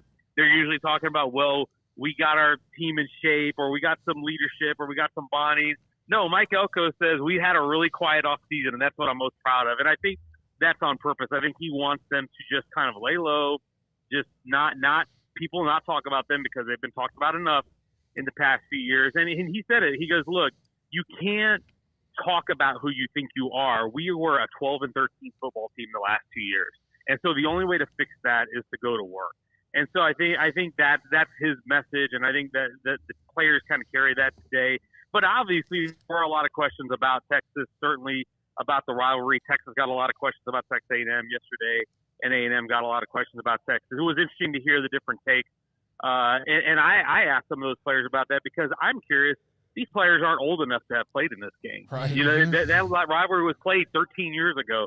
So Shamar Turner, who was here today, and Trey Zune, and all these other guys, they haven't played in the rivalry. So I want to know how much do they care about it. And it was interesting to hear. I think, you know, Trey Zune grew up in a family of Aggies, so he very much is excited about it. Shamar Turner, but yeah, I asked Shamar Turner, who comes from DeSoto, and he's like, "Yeah, I know about it, but I didn't watch it when I was a kid. I was a little bit too young to watch it back then because he probably was 8 or 9 years old, so I don't even know if he's even seen a game between Texas and Texas A&M. So that's what a fascinating thing to me is that even though there's relationships and people across the rivalry that have played each other, this is really going to be a new experience for everybody because it's been so long since it's been played.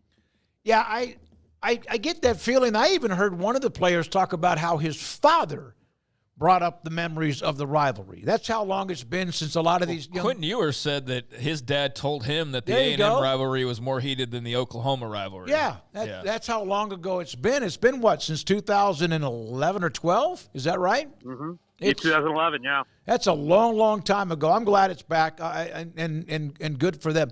Do you feel like A&M being under the radar, like Elko said? It's almost like they have been so hyped since Jimbo was hired. Do you feel like that in the end is going to, like, that's what they needed? They still are recruiting well. They're doing pretty darn well when it comes to recruiting, but they just needed some semblance of normalcy. Yes, 100%. I think that's exactly what they need, because let's think about why in the last 2 years while they've been 12 and 13. We talked about them because of their number one recruiting class, which is a great accomplishment, but it doesn't mean anything on the field until they actually play and perform. We talked about Jimbo Fisher and Nick Saban sparring about that recruiting class and about NIL at their press conference. We talked about Jimbo Fisher's guaranteed contract. We've talked about Jimbo Fisher's lack of success on offense and the reluctance to give up the reins on offense, which, of course, even though he hired Bobby Petrino last year, he still really didn't give up the reins because Bobby was essentially calling his offense. So these are all the talking points about Texas A&M. None of those things I just listed are play on the field, because guess what? The play on the field wasn't very good. They were 12 and 13 in 2 years. And they, despite the fact that they had one of the 10 most talented rosters in the country. And I look at that roster and I think to myself, that is a team that should be in the conference title contention. They should be in the race to win an SEC title, or should have been last year. They went into preseason in the top 10, I think, for a couple of years there, just because of their success. So I mean, their recruiting talent. So yeah, let's just shut up and let's just let them do their work, and let's see what happens after that. I think that is the perfect approach, and that is what is needed in A&M, because I think there is a degree, and you guys haven't been around this state a long time and follow college football, I think you can recognize A&M and A&M fans want to win so badly that you're almost trying to speak it into existence. And I think that's Mike Elko's thing, is like, you know what, let's stop talking about it. Let's just make it happen. And I think the way he's brought some accountability, some discipline. We're talking to some of the players today about how much, when guys miss meetings or when guys are late to a meal, if you do it enough times, you're going to have to do an extra workout. You're going to get punished. That wasn't something that was happening last year. And it sounds silly to say that, but it really wasn't. The culture there was just a mess. And I think bringing some organization, some discipline and stability is something that A&M sorely needs. And I think it will raise the floor on this program. I don't know what the ceiling is, but I think the floor will come up, because just those little things are not going to go overlooked as much anymore. Sam, do you think that Mike Elko is the person that, like, more of the R.C. Slocum style personality? R.C., great coach, but he wasn't bombastic. Mike Sherman wasn't bombastic. They just couldn't quite get it together with him. But, when you've got Kevin Sumlin and Jimbo Fisher back-to-back, that feels to me that they're trying to be Alabama or they're trying to be LSU when that's not who they are. Yeah, I think R.C. Slocum, I think, is a good comparison. I would actually even argue Elko's pretty good to deal with. But R.C., I would even say, is probably more charismatic than Elko. Elko's a really sharp guy, and he's a really nice guy. I like dealing with him. But I think Elko's trying everything he can to not say something that's going to make a headline. We've caught it in the press conferences too, where you've asked him a question and he's like, "You're not going to get me with that one." he's smart enough to sidestep the landmines, and I think that awareness is really important, because guess what? Whether you like it or not, being a face of the program and voice of the program is a huge part of the job. It's a huge part of being the head coach, is the PR part of the politician part of the job. And I think Mike's goal is to be as under the radar as possible in that. Don't say anything that's going to piss anyone off. Don't say anything that's going to get the other team fired up. Let's just be as milquetoast as possible while answering the questions. And I think that approach is good. There are different, Kevin Sumlin I thought was good at that time, because A&M, I think, needed a little jolt when they came into the SEC, because everybody was thinking they were going to get their heads beat in that first year, and of course they didn't. But then that ran its course, and they ended up making the change to Jimbo, and Jimbo was a big splash. But obviously, all had no cattle eventually at the end of it. So I think it is good to go back to that style of guys, like a defensive guy, not going to be out there. He's not going to be in your recruiting videos. He's not going to be dancing like Brian Kelly. He's going to be there coaching ball, doing what he wants to do, and trying to get that team to win football games. So, Sam, you mentioned being there the past couple of days. So you saw Texas A&M. I know there was a handful of other schools, Bama and Florida and, Arkansas and so on and so forth. Besides what you talked to us about, what's just kind of your takeaways, I guess, leaving SEC Media Days, whether that's Texas or A&M related or just conference-wide in general? I think it's just going to be fascinating to see the pecking order of what this conference is going to be. Certainly, I think Georgia is the alpha dog. And that is, as long as Kirby Smart's there, that's going to be the foreseeable future because of the way they recruit. But then in Alabama, I think so far what I've seen from them recruiting-wise is encouraging. I think Kalen DeBoer is a really good X's and O's coach. And so if he can pair the talent with that and keep the talent at a high level from a recruiting standpoint, I think that bodes really well for them. But then there's a lot of ambiguity after that. Where does LSU fit? Where does Texas fit? Where does A&M fit? Where does Oklahoma fit? This conference is used to being so top-heavy with Georgia and Alabama and LSU to a certain extent. And now, because you've added Texas and Oklahoma, now it's going to be a deeper league than it was before, where there's not going to, I don't think there's going to be as huge a drop-off from the top to the middle of the pack, so to speak. And so how does that play out in the playoff? What does that mean for the long term of the season? What does that mean for the coaches' jobs? Because as we all know, fans in this, especially in the schools in this conference, they're not very patient. You cannot be missing the playoffs in this new era. You can't be having an 8-4 season very often because they're going to end up getting you run out because these are all programs with championship pedigrees and championship expectations and championship resources. So not everybody can go 10-2 or 11-1. So that's what, to me, is going to be fascinating to watch is how does that pecking order fall in the 16-team conference? Who is, after the big dogs, who's going to be that third team, so to speak, that you look at as getting into the playoffs? We discussed this a little bit with you yesterday, Sam Kahn, theathletic.com, is that you could get – if you burp and lose a game you're not supposed to, or a game that you expect to win, and then your schedule can just lean on you, can it? To just lean on you. Next thing you know, even if it's a team that right now may not have high expectations, there are some bangers in there that are on the second level that can lean on you when they get hot, and you could find yourself struggling to get to 8-4 or so. Yeah, because think about if you get beat up, by Georgia one week. What do you think? Jeff Lebby and Mississippi State's going to take it easy on you the next week? They still have really good talent, and you pair what he does schematically with that talent. It's that's going to be a fascinating thing to watch. The Ole Miss, obviously, that's another team. As I mentioned, all these teams in the top tier. Ole Miss is a team that I think a lot of people are pegging as a playoff contender because of what they did in the portal and how much talent they have on the roster. So. Yeah, you look at I've just listed off of that top tier. I listed about 6-7 teams that we're talking about that are all teams that are going to expect to be playoff teams, and only probably 3 of them maximum are going to make it.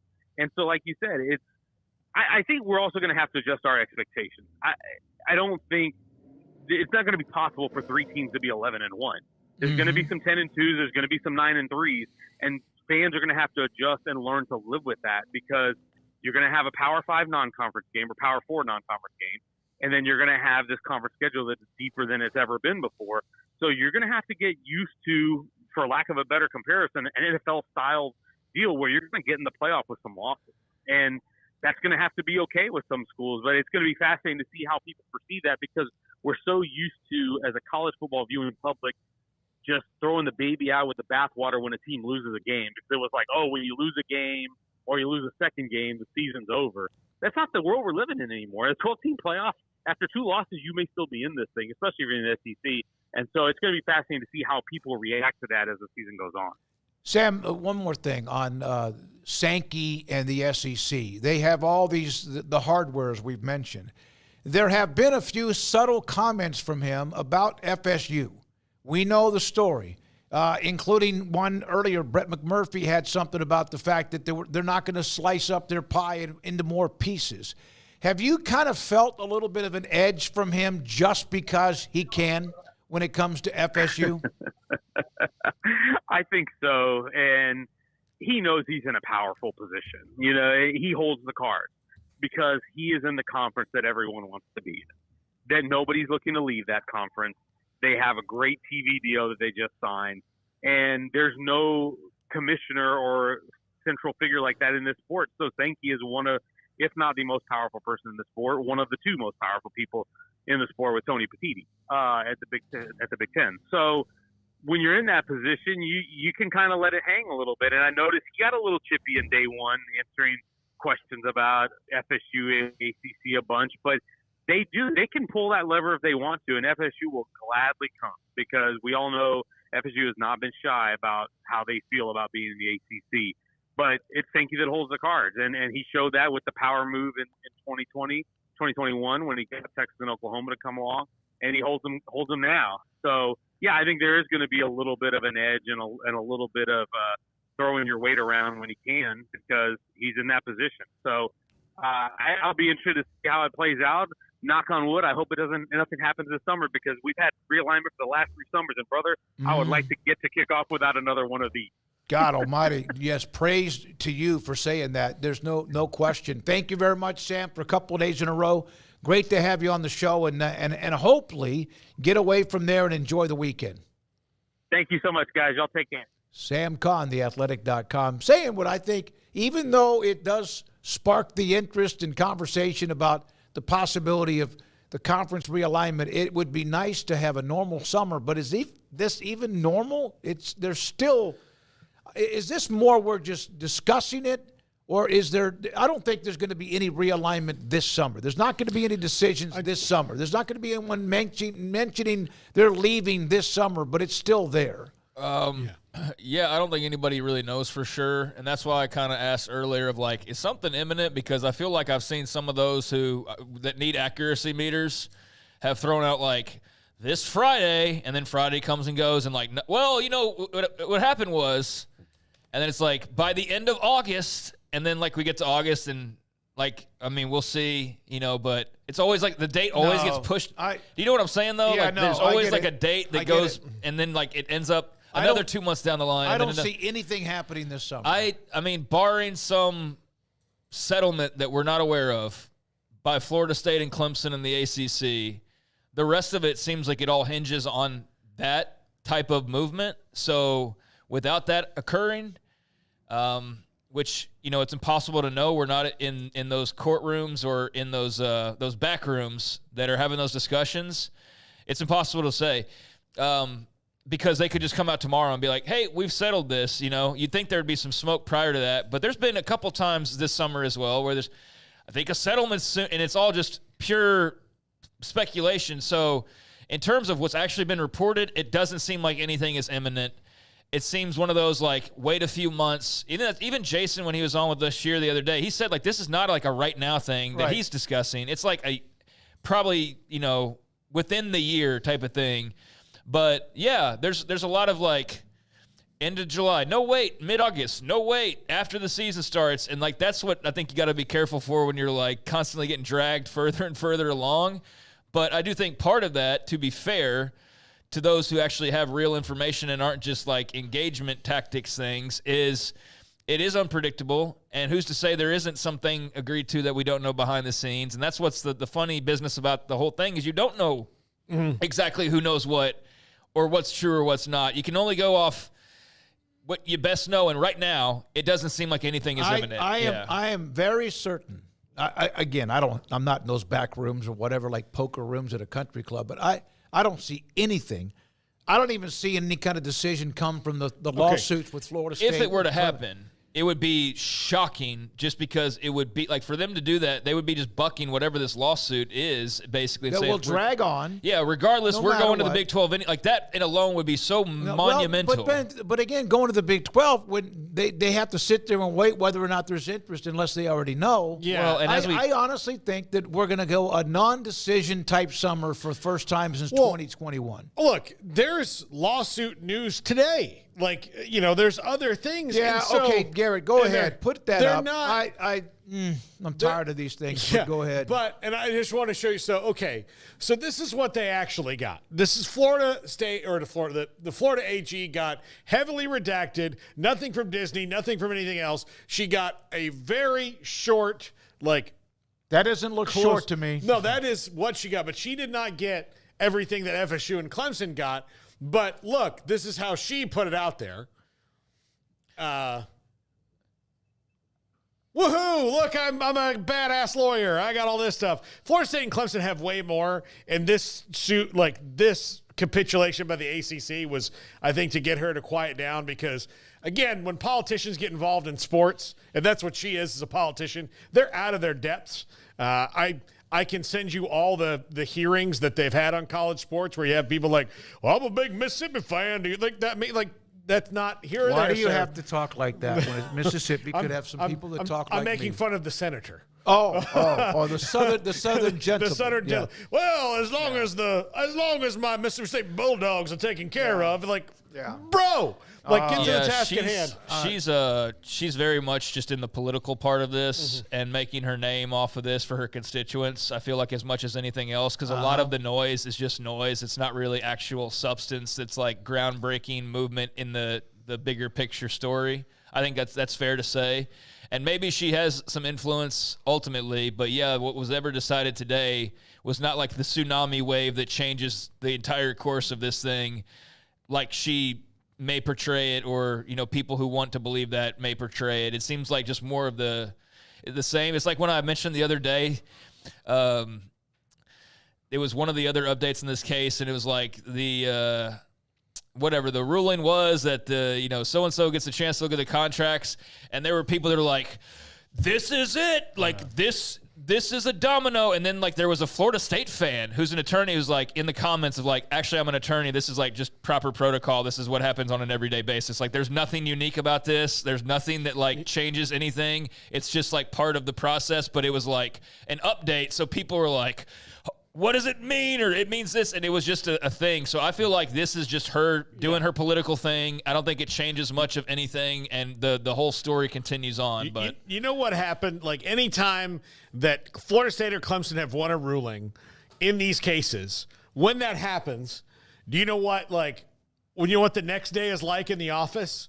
Oh, that paperwork's here. Yeah, exactly. That's it. Do you have the ACC TV agreement? Okay, Dennis, right. Bill, Sharon, get on that. And then that's all it is. They're just back to work. There's nobody in those law offices, ACC, Florida State, or Clemson, that when they get these little tiny victories that are like, that's it.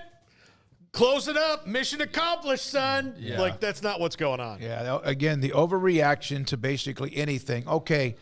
Just people are so passionate and they want it to be. They want it to be something, Florida State fans have a contingent of people. They want that latest ruling to be the thing that unlocks the whole door of entry into the SEC or into the Big Ten. And so I don't fault them for that. I think more of you got to just be mindful of who's guiding you in some cases, because when everything's the biggest thing ever, then it's not really that big of a deal. You know what I mean? And I think that's where some of the reporting can kind of lose its effectiveness, because you see something's huge and then 2 or 3 times in a row you're like, oh, this is actually just regular procedure. Well, then I'm just not going to pay as much attention until something really big actually occurs. And I think, it just depends on what spot you're viewing it from, because if you're an FSU fan, a Clemson fan, you're hoping that, that's the tsunami wave that topples this entire enterprise and you get what you want in the end. Yeah, I don't think it's anywhere close. I really don't. And if I'm wrong, I'm wrong. I just, when it happens, it happens. We spent don't know what's going to happen.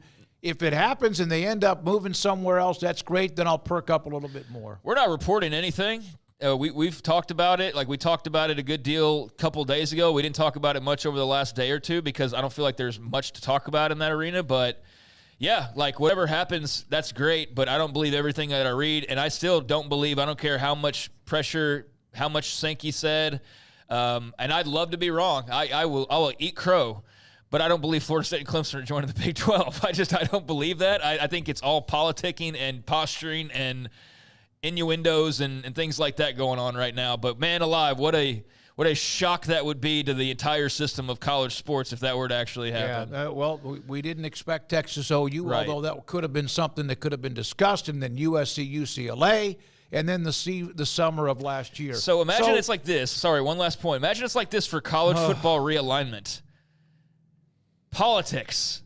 Like, imagine trying to get your news through social media when it comes to politics and the presidential race upcoming. Like, man, you got to be really careful about how you digest, because if there's like this much misdirection and falsehoods and things about just a fun entertainment topic, you can only imagine of like real life stakes, real things that matter, and power at stake, like how crazy that can get. But we're only going to see that ramp up over the next few months. All right, so an update before we break. Come back with Craig's Off the Radar. Are you handling the British Open today?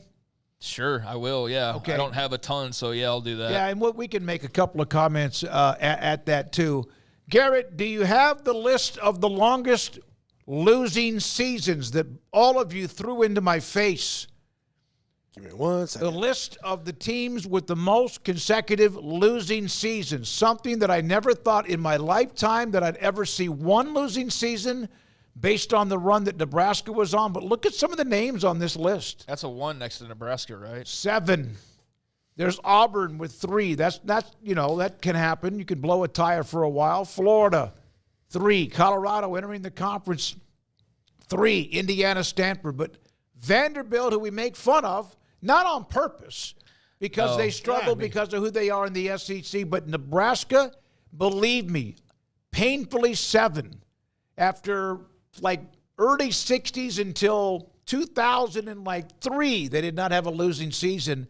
And then Callahan came in, and now look where they are at 7 consecutive years. I do think we default to Vanderbilt unfairly. That's why I support my Nashville peeps and go Commodores. But Rutgers is another one, and we got to kind of stop doing that with Rutgers, because I think they're actually going to be pretty good. I think they're not like some doormat like we just feel like they are. Vanderbilt still very much is. I mean, but others deserve to be picked on a little bit as well. Okay, look at that list. Okay, especially the ones that are in the Power 2 conferences.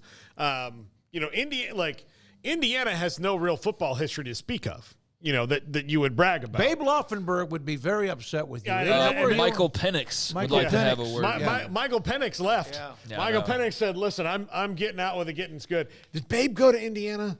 I thought he went to Stanford or Indiana. Okay, I'm not dogging on Stanford. Stanford's had their moment. Stanford's biggest problem right now is. But think about it. Stanford and Cal are now they're in the ACC, and they're both on that list. Babe Laufenberg went to Indiana. Yeah. Oh yeah. Well, I apologize to Babe. Outside of the great, unbelievable 10 years of Babe Laufenberg and Antoine Randall L.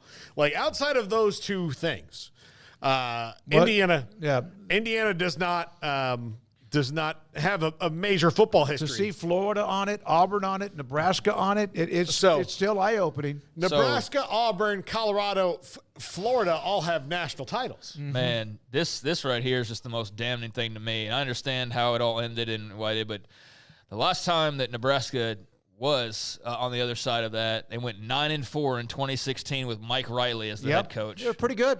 They're a pretty good team. It's been all down. It's been 4-4, 5-3, 3-4-5 since that Mike Riley year. No, I know I can name all the wins because there aren't many of them. And prior to that, he had the 6-win year his first year that was not great. But prior to that, you go to like 2009, Pelini, and 2008, 9 wins, 10 wins, 10 wins, Pelini 9 won wins, 9 every 10 year. wins, Yeah. 9 wins, Yeah. 9 wins. He won 9 or 10 every single year for 5+ years. The problem with him is that he would get blown out by Wisconsin or somebody 70-10, and he's a defensive guy. But he won 9 or more games every year. And I guarantee you they would have, like, right after that, they're like, I'll take getting yelled at. If he never in 7 years won less than 9 games. No, that's what I'm saying. He had a great run. They fired Frank Solich for the same. He had a good run. Yeah, they fired Frank Solich for the same reason. Well, he had like won 7 in 6 years. And then Peterson said, we're not going to fall behind Texas and Oklahoma, and his decision launched 20 years of hell. Yeah. And it's interesting it's very interesting what's happened there.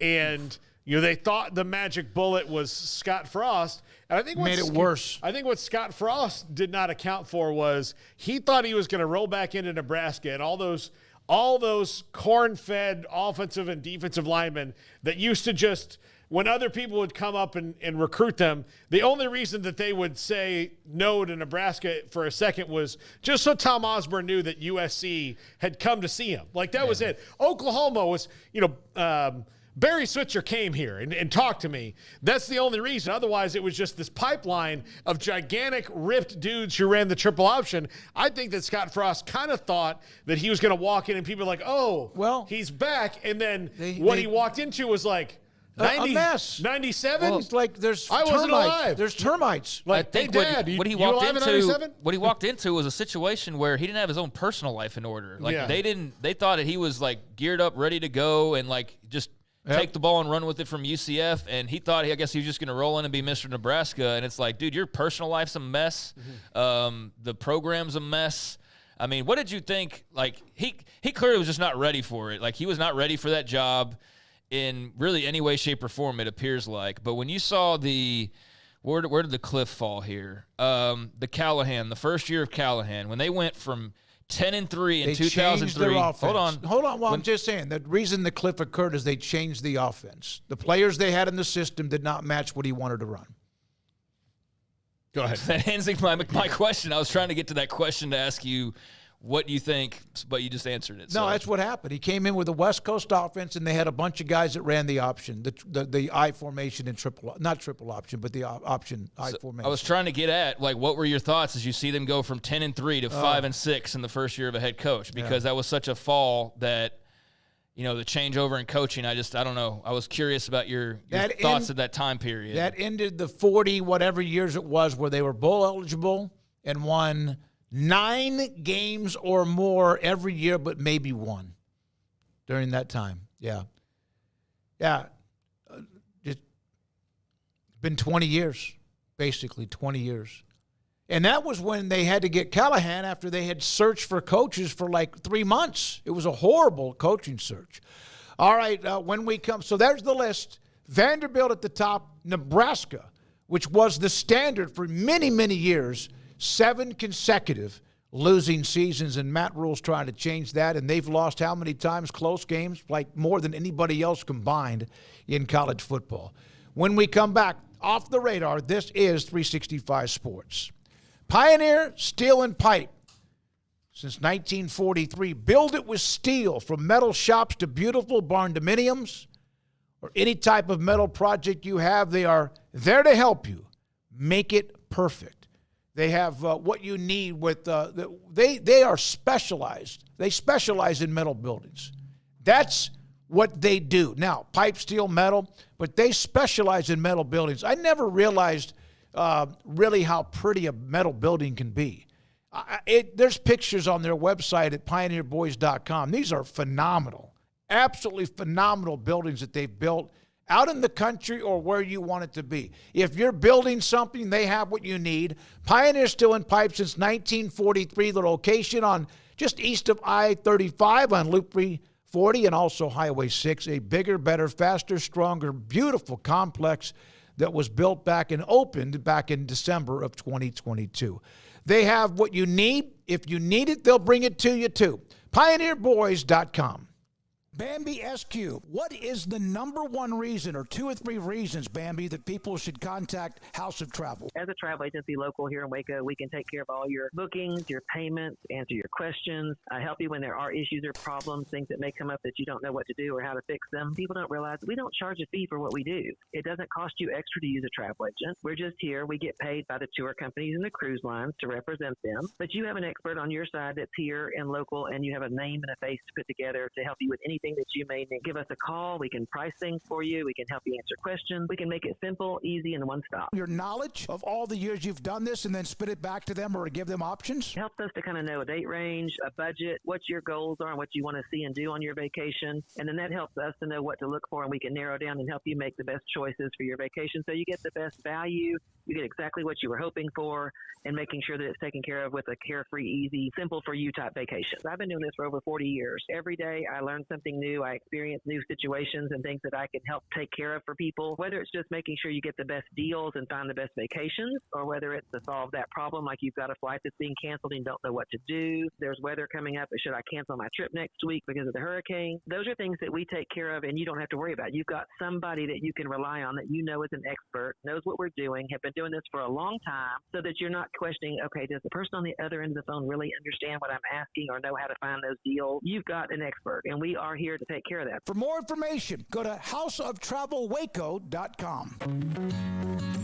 Established in 2007 and independently owned, Alliance Bank Central Texas is committed to helping families and businesses meet their financial goals. From their tellers to their board of directors, they know the importance of superior service and competitive products. Customers have confidence knowing that their financial needs are in good hands. It's your bank, Alliance Bank Central Texas, with 2 Waco locations, 4721 Bosque Boulevard and 191 Archway Drive on Highway 84, and at alliancebanktexas.com. Member FDIC and equal housing lender. Our good friend Brad Boozer, Boozer's Jewelers, here at 365 Sports. Now, Brad, people who watch and listen to our show know I'm a double-time customer for you, engagement ring and wedding band, and you guys do that great, but that's not all you do at Boozer's Jewelers. Absolutely, and I always like to say, it's a new year. It's a great way to start the year out. Go through your old jewelry. Go through your wife's jewelry box. Go through anything you're maybe not wearing, something that's broken, something that you're not using. We do a massive amount of custom work. We can take your old jewelry, old diamonds, old watches, and we can convert it into something special for you and make a one-of-a-kind piece of jewelry. And if that's not something you're interested in, a great thing is we can turn that into cash. So we buy gold, we buy diamonds, we'll buy Rolex watches, any kind of heirloom jewelry, anything that's maybe passed down to you. Boozer's Jewelers, where do they find you, Brad? We're at 1025 North Valley Mills Drive, right on the corner of Lake Air Drive and Valley Mills with the big clock on the corner. Pioneer Steel and Pipe opened their doors in 1943, and they have never wavered with their focus on great product and customer service, relationships with a handshake, making sure you, the customer, is satisfied. Their new facility is now twice the size, allowing new inventory, higher quantities, and in a much more organized fashion. In addition to the long lengths in tubing, angles, channels, rods, and flat, Pioneer Steel and Pipe now offers several shorter, more convenient lengths of material already cut. Their 2,500 square foot showroom has over 1,000 new products in stock, new welding supplies, hardware, quickcrete, and do-it-yourself components for any project, whether you are a professional contractor or weekend warrior. The new facility is designed to make your loading experience faster and more efficient with easy drive lanes around the building and much more room to get your trailer loaded. Our location may have changed, but our values haven't, and our relationship with customers goes much farther than just business. Pioneer Steel and Pipe on Loop 340 and Highway 6 and just east of I-35 in Waco.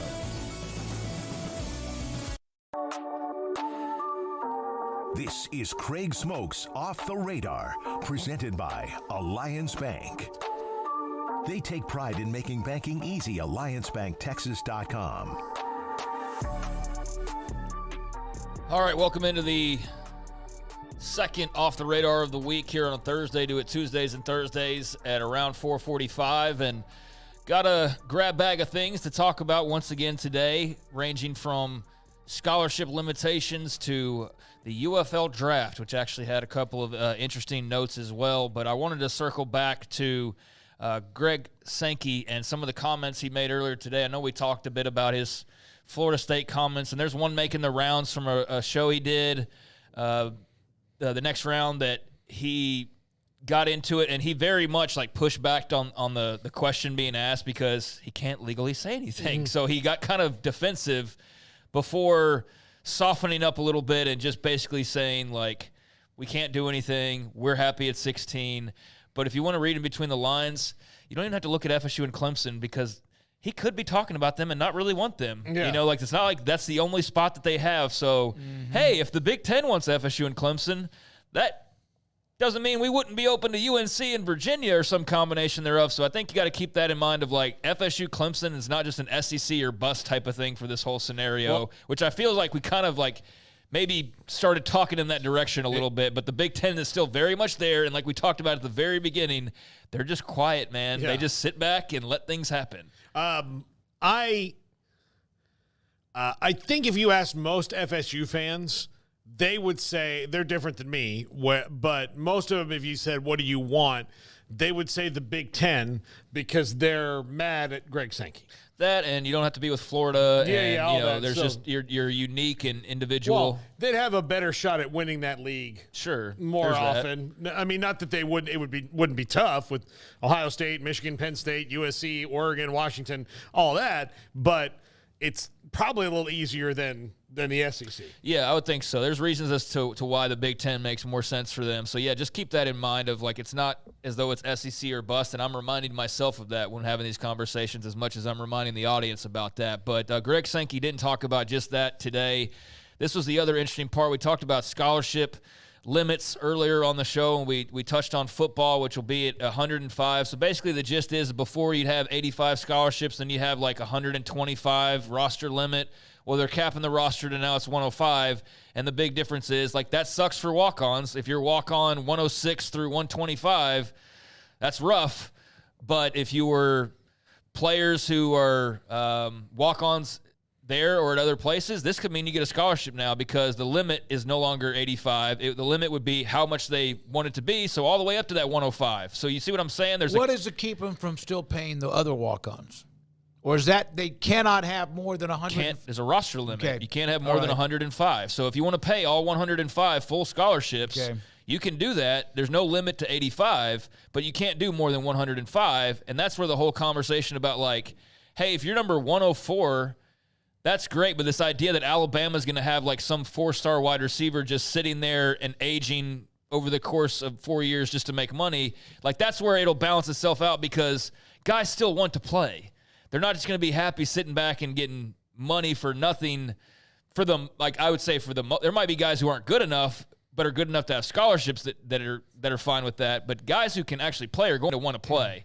So this fear of, like, roster stacking, I think there's an element to that. But I also think there's the whole, well, there's only 11 guys on the field at one time. So the money might be good, but you can get money and play somewhere else. So that's going to be, something to sort through. But on the baseball side of things is where it's much more interesting, in my opinion, and that's what I was getting around to, where Greg Sankey confirmed the new baseball roster limit will likely settle in the mid-30s. Whoa. Which, if you've been following college baseball for a while, you know that for a while now the cap has been 11.7 scholarships. 0.7, that's always a fun conversation to get into. It's just stupid, and it's messy for no reason. But now he's talking about scholarship limits that would triple that to being in the mid-30s. And, for a guy whose conference has started to dominate that sport and really have a stranglehold on it, and now you add Texas and you add Oklahoma, they're going to have a tight grip on baseball for the foreseeable future, especially if now all that extra money, like, where does it all go? Well, part of it's going to start going to sports like baseball and pay these extra scholarships, and they're going to have that advantage of making $50 million more than other programs. I don't agree with Greg Sankey on a great many things, but I do like that he's pushing baseball. It's long overdue. Softball, long overdue. Like, we had a really great softball postseason this year. Baseball and softball as sports that Americans like and will enjoy more has, because of their stupid scholarship limits, been kind of, taken away from what we I think softball, well, as of right now, women's softball is as popular as it's ever been. It's on the way up, but I mean, we're talking about, like, making up for lost time. I think they need to make up for some lost time because both of them, baseball and softball, baseball used to be America's pastime. And because of, Title IX, which I'm not dogging Title IX, but it's Title IX plus bean counters go, well, we're only going to do 11.7 scholarships for this, and really hurt the sports in that, especially baseball. When you talk about people with lower incomes that used to play that sport a lot would go away from it because if you wanted a scholarship to college, well, what are you going to do? You're going to keep playing in, like, this really expensive sport that you're not going to get a full scholarship to? But college baseball and softball are at their all-time highest, to me, level of excitement and interest. Which is exactly why you need to push the scholarships through and get full scholarships in there and capitalize on it now, because for a long time they weren't. And they weren't because you were shorting them scholarships at 11.7, which was insane. And that's been the rule since 1991, that 11.7 scholarships. So, yeah, you're looking at around 35, I think, is what Sankey kind of settled in on, or what that was just expected to be what he meant. So, yeah, 20 additional scholarships for a baseball coach now is what you're looking at, which will be very, very good news for programs that can swing that. Of course, it's like the other scholarship limits where you don't have to meet that, right. But obviously if you can, you want to have the best team possible, you're going to do whatever you can to meet that. So that's great news for college baseball. I mean, college baseball players are getting a big boost here, and we'll see how that plays with Title IX and all of that. But, yeah, on the baseball front, 20 additional scholarships per team, at least for Sankey and the SEC. So that's a major, major difference here. All right, maneuvering around a little bit, the MLB All-Star Game, and I do have some other football to get to, averaged 7.44 million viewers on Fox and 7.6 if you include Fox Deportes, which is good news, up from last year. Bad news, it would be impossible except for to set a new all-time low if you weren't better than last year, because last year was the all-time low of just over 7 million. So they get 7.6, a little bit of breathing room there. Third time, according to Sports Media Watch, in the past 10 years that there's been a year-over-year increase. But again, still the second lowest rating for the baseball All-Star Game, and even then, still the most popular of the All-Star Games. But that seems like it was, for the most part, a success. About 2 million viewers more than you got during the NFL Pro Bowl, which we know is just sort of all over the place. And of anything and everything the NFL does successfully, that's like probably the one thing they have not been able to peg and just make as enthralling of a product, no matter what they've tried, as they've been able to make with everything else. But, a few million people tuning in for the All-Star Game, and the regular season in baseball will get back to action tomorrow with a full slate of games. But while, you're kind of concerned about just I think baseball's got a very bright future, although it's not translating to TV with the All-Star Game necessarily, but I do think it's got a very bright future, and I wanted to at least make mention of this, even though the game was a couple of nights ago. Jarren Duran, the All-Star MVP from the Boston Red Sox, as the AL won that game. He had the go-ahead 2-run homer that got him the All-Star honors as the AL beat the NL 5-3. So just giving Paul an opportunity to feel good as a Red Sox fan here. They're playing very well right now. I don't know how sustainable it is given their roster, but they're playing very well. Jarren Duran's having a great season. He was the highlight of a pretty drab All-Star game. So drab that you start focusing on what horrible rejected Michael Kors designer wound up getting this job. Well, I'll get to that. Yeah. But yeah, the NFL Pro Bowl had 5.8 million, NBA All-Star Game 5.4 million. Don't even mention the NHL, which is maybe where that feels like it is, unfortunately. But better than last year for baseball. But I think of the whole All-Star Game festivities, the two most talked about things were the national anthem that had a singer enter rehab the following day. Thankfully, Cody Johnson, delivered very strongly the following night and really represented Texas on a far better, better rendition. But the uniforms was a big talking point. And I know this can be very old-headed or whatever. I'm old. I'm fine with that. I've come to grips with that. That doesn't mean that every opinion I have on style or anything like from 20-somethings is wrong, even though I'm sure from the other side of things, I'm just the old man yelling at clouds. Those All-Star Game uniforms sucked. And a lot of the new uniforms today suck. Like, even the ones we try to get excited about, it turns out like, oh, these are awesome. Oh, wait, 15 other teams have the exact same thing just in their colors. Yeah. Nike college football. So uniforms, I don't feel like there's been a lot that just like makes me go gaga the way I used to really love them. But those All-Star uniforms were putrid the other night, so it's become a big topic. Why take away the ability to relate to a player wearing the uniform of your favorite team? Why have they ever get away from that, Craig? Sell stuff? Yeah, to sell jerseys, to sell merchandise, to sell new products and get people to pay money for new All-Star jerseys. But what I was getting to is that there are a lot of people that don't like the uniforms, and they wonder, why did you not decide to go back yet, or why have you gone on this run of not having players just in their regular uniforms? Because it used to be pretty cool to see. There's Mark McGuire in his Cardinals uniform standing next to Barry Bonds in his Giants uniform, standing next to Sammy Sosa in his Cubs uniform, and those are just the guys that come to mind.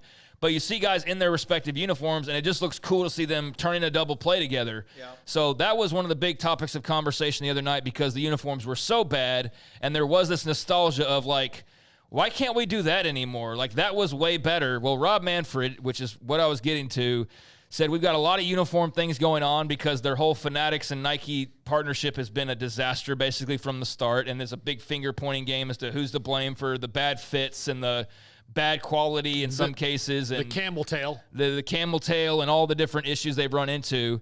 So they have other uniform things to discuss, but he said, obviously, the conversations have to involve the players first and foremost, and Nike and some of our partners, but I am aware of the sentiment, and I do know why people kind of like that tradition. There will be conversations about that, about returning to players just being in their regular uniforms, which I vote as an old head, yay, to seeing them in their regular uniforms at the All-Star game. Should never go to this. Well, it should never have come to this. It's not Got to like, make money, man. It's not like football or basketball where, where there's so much, crossing over and moving around.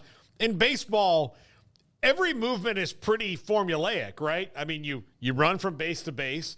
There's people who are responsible for each base. There's not a lot of, chaotic running about like there is in basketball or football. So for one of those All-Star games, yes, you do need, jerseys that are uniform so that it's not chaotic and you can tell what's going on. For baseball, look, if a guy wearing a Yankees jersey throws the ball to a guy in a Rangers jersey, he's still like 10 feet away from him, so you can tell what's going on. You still have, if you wear different uniforms, jerseys, you still have the white or you would have, like, for something dark. Well, yeah, so one side uses the dark uniform, the other one uses the gray or whatever. Lighter, yeah.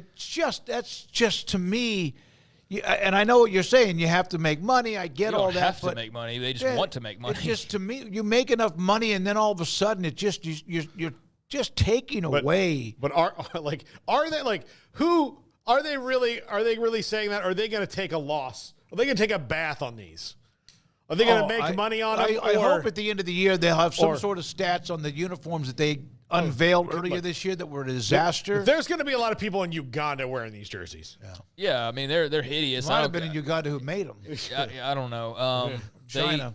They are going to look at that and see if they don't go back to the more traditional, and if they don't, then Rob Manfred's just saying, no, we'd rather have the money and the merchandising, even if it's hideous to most of the average viewers out there, but it's at least something that's in his inbox, and we'll see if they change that. And if they do, then it would be very un-Rob Manfred-like, and they're actually listening to the people who are baseball fans out there. So that was just an interesting talking point, and I think a return to tradition is overdue as far as the All-Star game goes. A couple more things. The UFL held their 2024 college draft yesterday. Each team in the league got to select the rights to 10 players, and you have the exclusive rights until the players report to the team later on. Oh my gosh, I just had it here. All right. For some reason on the UFL website, they just list the team and all of their picks. It's like, I want the order, though. Yeah. I want like 1 through like whatever, in the first round, 8, I think it was.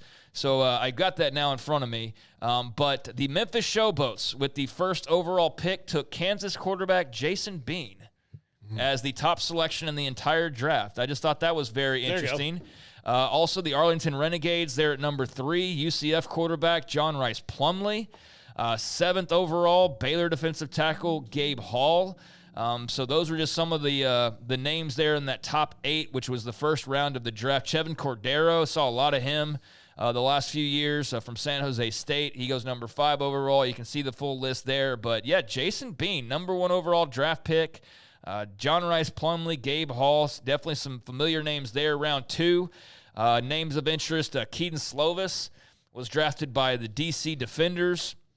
And Let's see if there's any other just kind of names that jump out. Amani Bailey, TCU, went in round number 3 to the Birmingham Stallions, and so on and so forth. But just cool to see some of the names that are part of this, and cool to see Jason Bean, backup quarterback who ended up playing a ton last year, had a great year.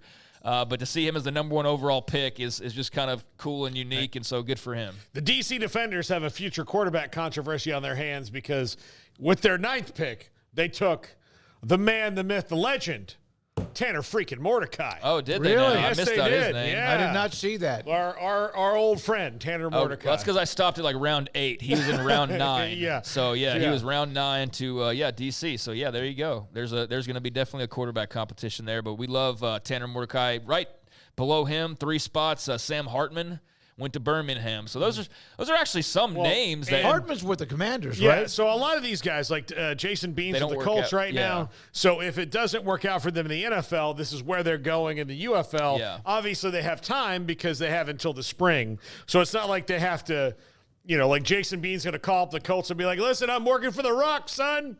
No. Yeah. No, they've got the player rights, like I said at the very beginning. That you draft them, you draft their rights. So if they're eligible to play in the league, then you have the rights to Jason Bean. But if he makes the Colts roster, then you obviously don't have the rights to Jason Bean. So that's kind of the catch-22. But some names of interest, and if they're to stick in the league, then I think that's how you can make it more fun to watch because they lack in star talent. They lack in star talent tremendously. And final thing here, the Open Championship ongoing. Daniel Brown, at last I looked, on top of the leaderboard at 6 under. Shane Lowry, 5 under. Justin Thomas in 3rd at 3 under. And then a bunch of guys at 2 under throughout the rest of that list, and 1 under, and so on and so forth. So, kind of a jumble still at the top, but Daniel Brown up by 1 stroke on Shane Lowry, up by 3 on Justin Thomas, and then a gaggle of dozens of players behind those guys. Tell me about Daniel Brown, Paul. He's English. Yeah. One of the things about the Open Championship, you will have a scattered amount of players like Daniel Brown or others who are used to playing in those conditions, or those who are on the European Tour. Although he's very young, he turned professional in 2017. Lowry was winning the tournament about the time I shut my laptop down, got ready to leave. And next thing you know, I come in here to check up on our scores. It's Daniel Brown. So, Smokey, did you ever thought of this? Where was golf invented? In England. In Scotland, pretty much right where they're playing at Royal Troon now is where it was invented. Now, if you had the weather this morning that they had at Royal Troon, are you playing golf? No, but I'll tell you what. There were times this year when it was cold and windy, and it was not fun. But it is a testament to the patience of the Scottish people with that game, that a game that is so reliant on the weather being good if you have a good day, that in a country like Scotland, whose weather is 80-20, not golf weather most of the time, that they just soldiered through. You and see the kept fans in doing the it. stand? They have these they have these and that's summer. Yeah, absolutely. Yeah. Good on you, Scotland. So earlier this morning it was bad for golf. DeChambeau, Rory, among others. There were still bad height scores later on, but man, it was Daniel Brown. Craig, go ahead and do a couple other notes for the leaderboard. I don't have any notes from the leaderboard. You go ahead and talk about it if you want to. I already closed that out. I ran down the top 5 or so, but I don't have anything to add to that. I thought it was cool to see Justin Thomas play well. He's been kind of in a funk at 3 under. Mickelson played well in the back 9 to get the 2 over. Homa and Tom Kim 5 over. I'm not sure what the cut will be. Tiger's 8 over would be his 3rd consecutive major to miss. He actually birdied 2 and then did the unthinkable on a par 3, left it in one of those pot bunkers, had to go sideways, then a flop shot, double bogeyed, end of any kind of momentum. Cam Smith's 9 over. Then when it comes to our picks, Rory 7 over, Fleetwood 5 over, Thigala 6 over, DeChambeau 5 over, Oberg 4 over. I mean, it's Hovland's 4 over, but it's going to be interesting to see if everyone has somebody make the cut to get to the weekend. Yeah. And have a chance to win this. Before we go to break, I want you guys' opinion on this. Daniel Brown. The Kansas City Royals have debuted this hot dog at their stadium. And it is, I think we've maybe found the bridge too far. This is from John Boy Media, which is absolutely excellent site. Like, they do a great job on baseball. They're great. I love everything they do. So this is a hot dog, the Taste of the K taco. It's a hot dog wrapped in a cheeseburger quesadilla topped with barbecue brisket, fries, lettuce, pickled onion, sriracha, Cracker Jacks, and barbecue sauce. No. That would tie me up for a few days right there. I don't know if it would tie you up. Is it going to tie you up? No, or you're going to be tied up in the bathroom? No, it would tie me up. Oh. Craig, were you done with Off the Radar? No, I was about to get to this actually.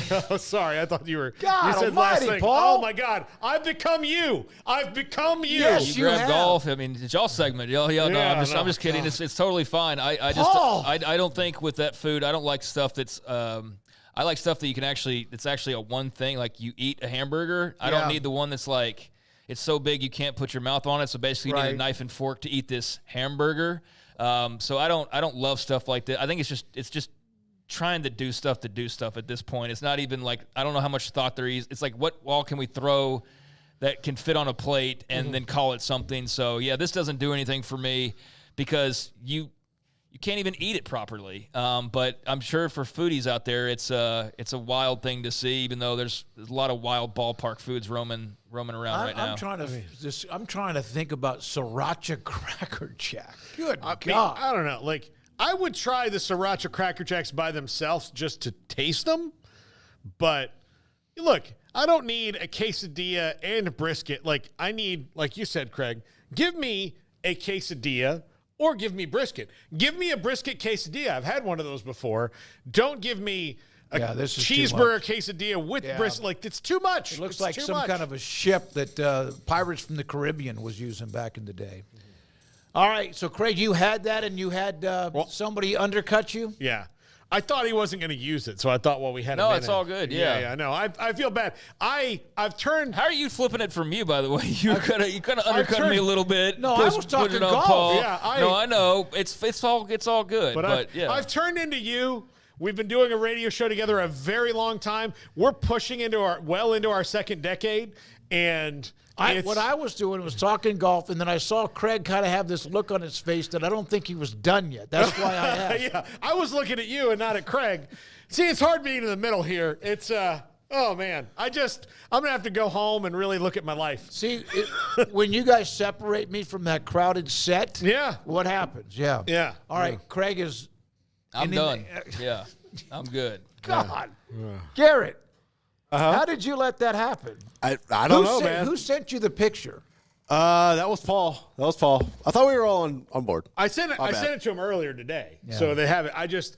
He had asked Craig before the segment, and Craig's like, "Oh no, I didn't have that," and then I didn't realize he had time to get to it, and so.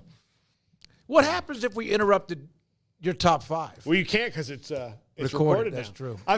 I've figured out that problem. Craig and I are going to a game tomorrow night. Yeah, I'm excited for you. Looking forward to it. Going to the Rangers. First time I've been to that stadium that opened during the year of COVID, right? Was it 2020? Yeah. I have not been to that. Look forward to it. Orioles are really good. Rangers won 2 out of 3 against the Astros to close it out. All right, we got a break because Olen Buchanan, who covers A&M, was there today, and he's going to join us and kind of discuss what he thought, saw, heard, etc. This is 365 Sports. Richard Carr, Buick GMC Cadillac, they are the people you can count on when it comes to all of your automotive needs, whether it's looking to get into a new vehicle, a pre-owned vehicle, looking to get your current vehicle worked on, working to just get it in tip-top shape. They can do all of those things for you and more over at Richard Carr as they celebrate right now the red, white, and blue sale. As you can get American quality and celebrate American value during this red, white, and blue sale.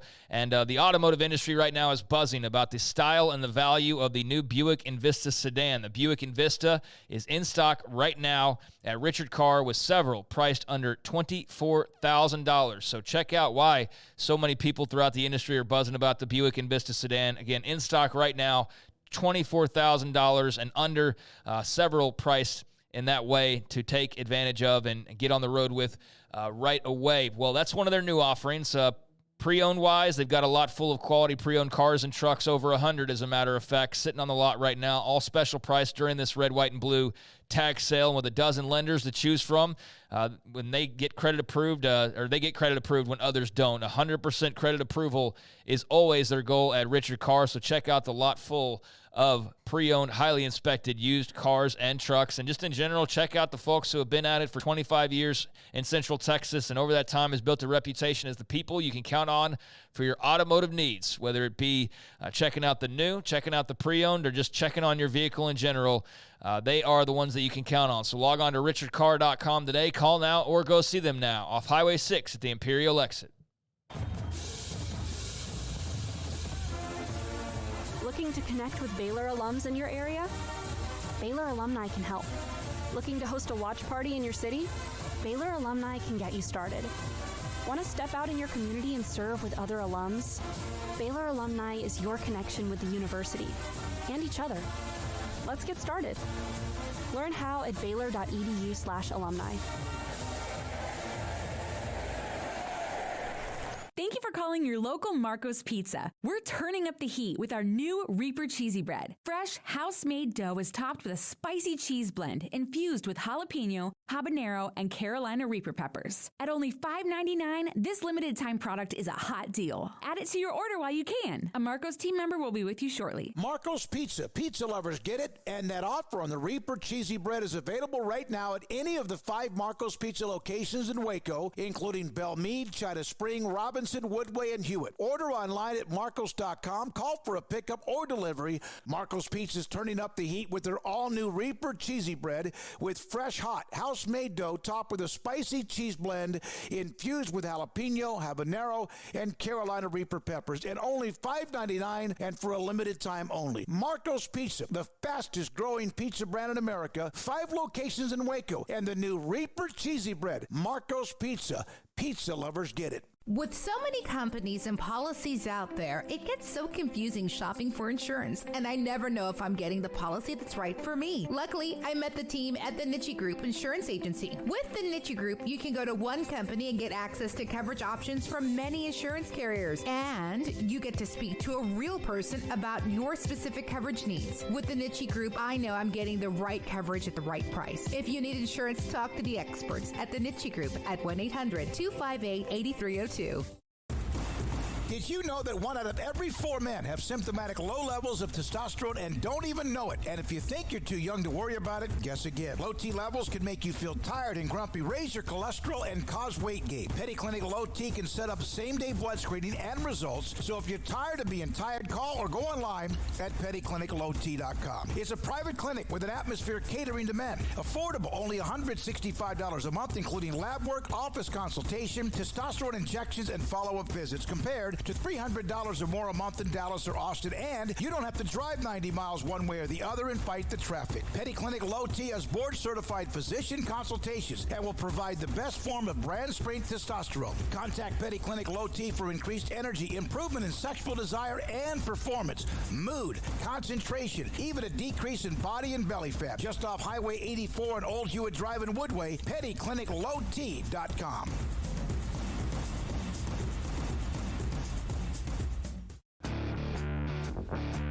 This is 365 Sports. The Sikkim 365 app is brought to you by Allen Samuels Dodge Chrysler Jeep Ram Fiat. Come by, let's be friends.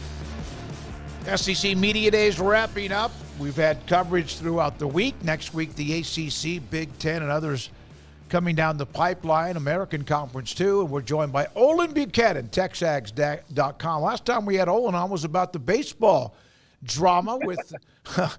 Man, that seemed like months ago now. But that was quite the show. Olin, thanks for your time. I know you were up in Dallas. Anything in particular from A&M and them being on the clock that you heard that it maybe tweaked your interest? Oh, I don't know if anything new. Yeah, I think the message from Mike Elko was that it was a quiet off season, for football, because the baseball. Other than that, it was a quiet off season, which hasn't always been the case lately for A&M football. There was no coach getting mad at another coach and having a feud, and there was no coach forced to hire a offensive coordinator that he didn't want, wasn't going to let run his offense. So none of that happened, and he said that's a good thing that there was nothing to talk about, because his guys were being quiet and working. And he said, A&M there's been too much talk in the past and not enough achievement. So shut up and just work to get better. Olin, I wish I could have been a fly on the wall when Bobby Petrino sat down like, man, I got a lot of really cool new plays we can run. And Jimbo's like, that's cute. No, you don't. Yeah, I always, my analogy was like, you want to hire Bobby Flay to cook dinner, but tell him, here's the recipe, here are the utensils, here's the groceries. Don't deviate from anything. You got to do it exactly the way we've always done it. That's the point. Yeah. Olin, Connor Wigman ready to go, healthy and all that Mike Elko said that today, which is great news for the Aggies to start camp. Are there skill players? Because, again, you lose Evan Stewart, and people are going to be like, oh, man, that's a loss. But are there skill players flying under the radar a little bit? Well, I think they're really good at running back. Le'Veon Moss and Reuben Owens, I think they're fine there. They're going to be as good as almost anybody. The thing that in tight end, I think they're strong there. The thing that's from the skill positions that have some concern is at wide receiver. I mean, it's not that they don't have guys that aren't talented, but they don't have anybody that's like proven that he can be that number one target that makes a defense nervous. Now, maybe they can be Noah Thomas, but he's going to have to, quite frankly, raise his game. I mean, he's a good, tall receiver, and he's made plays, but he's not that guy that every game, he's a factor. Moose Muhammad, he's made big plays, but he's never really been a starter, and can he be a consistently effective player? So I think from an offensive standpoint, obviously everybody looks at the offensive line, number one, as a primary concern. But right behind that is the receiving corps. Are they going to be just serviceable, or are you going to have somebody that that emerges that makes them good?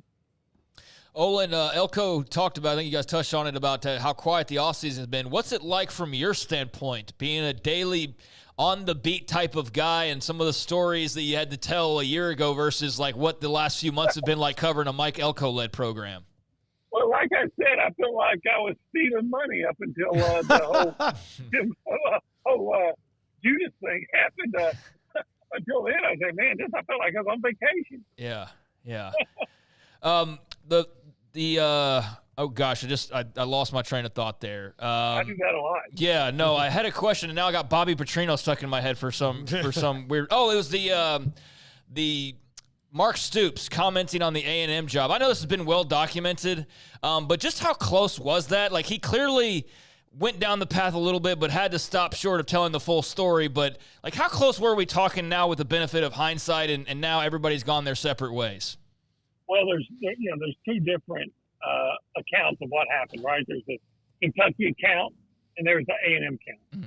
And, the way we understand it, they were athletic director and maybe the school president liked Mark Stoops and felt like they were in a position to offer him the head coaching job, and he took it. And they said, okay, great. And, it got out. People that were on the search committee was like, wait a minute, where did that come up? We haven't even talked about him.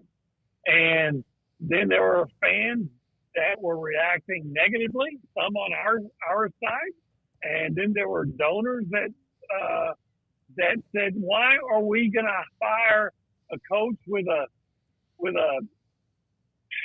what word do I want to use?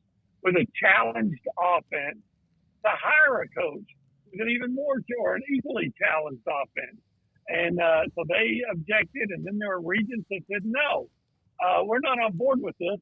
And so that offer had to be rescinded because those guys that thought they were in a position to make that offer, they were in a position to bring it to the regions and say, hey, will you approve this?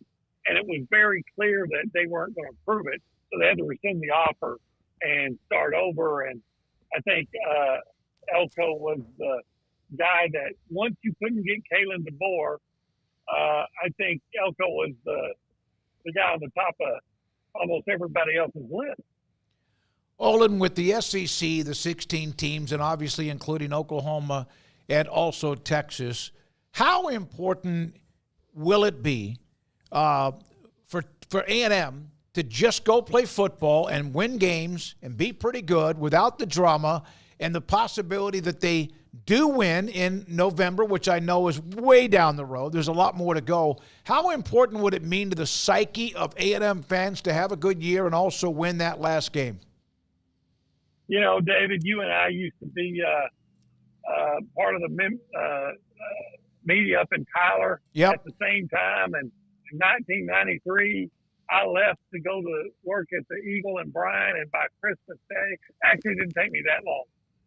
In a couple of weeks, I realized the two biggest days in College Station are is Christmas and then the game against Texas, and not in that order. So it means everything. It's the Aggies to test Longhorns, not individually necessary. I mean, I bossed Billy Lucci's sister went to Texas. I don't think he's a tester. But the programs, you hate them. And quite frankly, if you win, it's going to give you a boost in recruiting, or at least an edge, something it always has. You know, the team that's winning is typically getting has an edge in recruiting. So, you can't undersell it. It's going to be a very important game. But to your other point, just working toward improving and being quiet and working in silence, I think that's very important. Look, the last couple of years, there's been a lot of noise around A&M, a lot of national discussion, and a lot of catchphrases from the coach, but not a lot of wins. Mm-hmm. And, what do they say? Keep doing the same thing and expecting different results? No, you got a new guy in here that has a new philosophy, a different approach. And he's actually said, look, we've talked enough. It's time to get some results. So stop talking and start working. And I think, to his credit, he convinced his team to do that. And maybe, you know what, maybe kids aren't stupid. Maybe they realize it too. There's been a lot of discussion about this team, but not a lot of success. And, we got to do something different. Olen, how much do you expect the offense to look like Kansas State's offense from a year ago? Or how different would it be? Like, what wrinkles would you think would be different?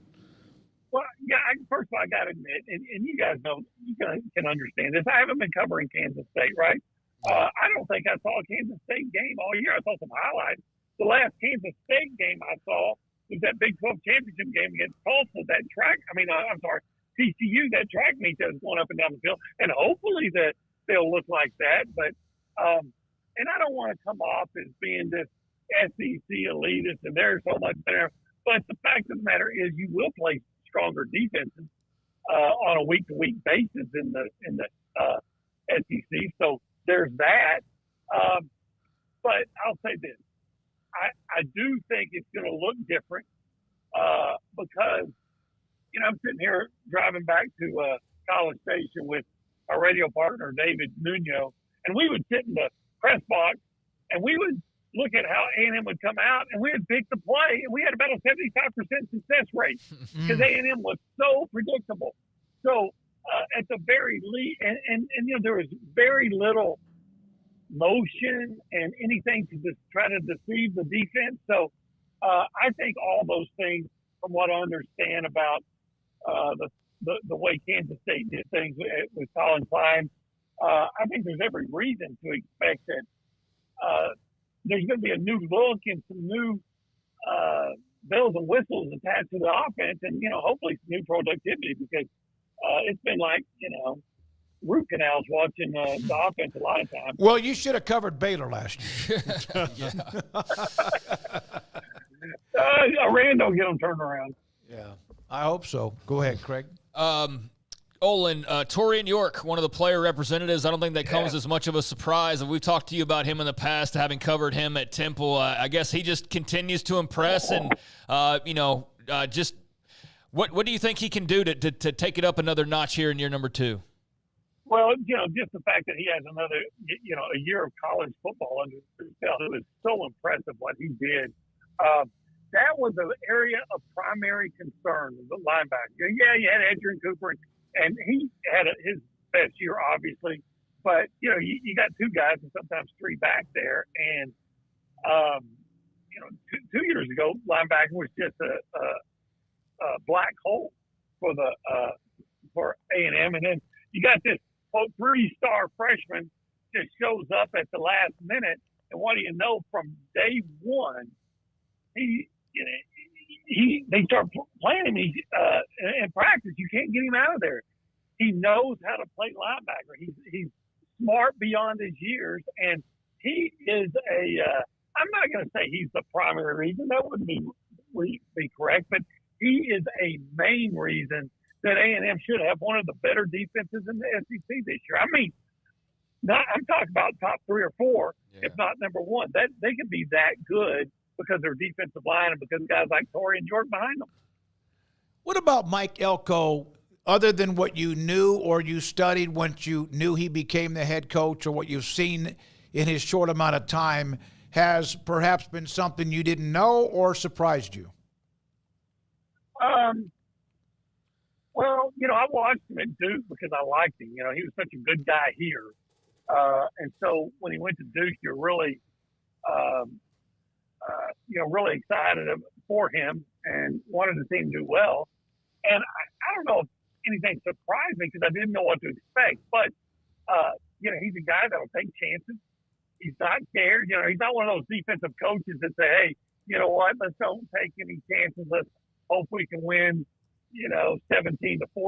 I can remember last year I was watching him play Notre Dame, and he had the lead, I think it was, or close, and they decided he had the ball with a backup quarterback on like the Notre Dame 5 or 3 or whatever, a 4th down, and could have kicked a field goal, and I can't remember if they had the lead or would have tied or whatever, but and just play for field position and see if they can't win it late. But no, he goes for it on 4th down, and I think that might have surprised me a little bit about him. But he showed that he's a really good football coach at Duke, because as I can recall, over the last 30 or 40 years, there's only been 3 guys that have won at Duke, and that's Steve Spurrier, David Cutcliffe, and Mike Leach. What am I saying? Mike Elko. So, that's pretty good company. Thanks a lot, Olin. Appreciate it. Go decompress after 4 days or however long you were there at the Omni in Dallas. A&M football. Olen Buchanan, TexAgs.com with us on 365 Sports. Yeah, 4 days is such a long time. I wouldn't do it. Yeah. I wouldn't have interest in doing that. Yeah. A couple maybe. I wouldn't want to do 4 days in a row of media day. Well, I know that you've kind of gotten tired of the Super Bowl 5 straight days. Yeah. And that's kind of a rat race. It's like Gangs of New York. And it's also just like I've done the Blimpie sub interview 15 times. Yeah. I'm kind of just over it. That's well, if part it of comes with Jerry Rice, that helps. Yeah. But it's usually Jerry Kramer, and it's like, I'm sorry, but you haven't played in a while, so the story's the same as like 5 years ago when I was talking to you for the most part. You know what I mean? Like that's just kind of where I was coming from, and the whole rat race of it. I just didn't love it as much, but I understand the appeal of it, and maybe I'll love it that way again. So, 5 days, that's a long especially Super Bowl radio. That's a lot, man. That's by the time you get done with that week, you're pretty done talking and doing interviews. And it's not like those days, just like media days, are not 3-hour show days. Where we set up a show and we do this.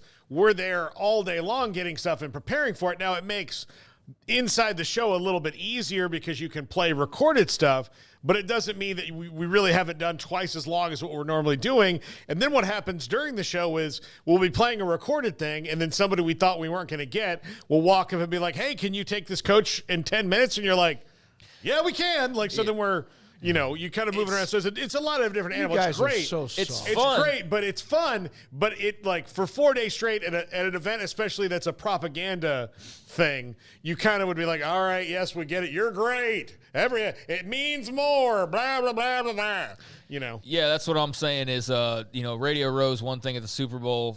5 days, by the time the 5th day's done, you kind of got your fill. But there is a cornucopia of different special interests going on, whether it's the Blimpie Subs advertiser or it's the guy who's promoting the halftime show or it's just an old player or whatever. Like, there's things of interest there. With this, it is simply nothing but just SEC football and how great they are for 4 days straight. That's, I would not want to do that for four days in a row. I think Big 12 did it right a couple days. If you want to do 3, like, I could see you stretching it out because you just have so many teams. But I think when you start to take up an entire week somewhere, it's like the NFL can get away with that. So what are we going to do when they have 24 teams? So here's the thing be sitting about right here, hopefully. Here's the deal about we would, if we had been approved, and I know that we had just gotten back from Vegas, if we would have gone, whether it was the full gamut or what, we would have gone Wednesday and Thursday. Would have been there when Texas was there Wednesday, A&M was there Thursday, and gone from there. But it's interesting that when you hear from other national columnists about how much different the access is to what even we had at Big 12 media days ever since the last decade or so. The big complaint I heard from one of the podcasts I listened to about Big 12 media days was like the Colorado guys, the first day they hated the food. The eggs weren't good. Well, that's the Raiders' fault. That's Allegiant Stadium. Not that I'm trying to like make excuses for the Big 12, but like, that's something that certainly could improve is the food. Although the pizza rolls were great. Maybe the best thing they had on the menu, actually. You can't F up pizza rolls. No, you can't. You put them in they're hard to mess up. Put them in the oven. Bagel bites are garbage compared to. I mean, those like half frozen. You put it. They've been 400 degrees for 20 minutes, and somehow half the bagel's still frozen. But no, pizza rolls are great.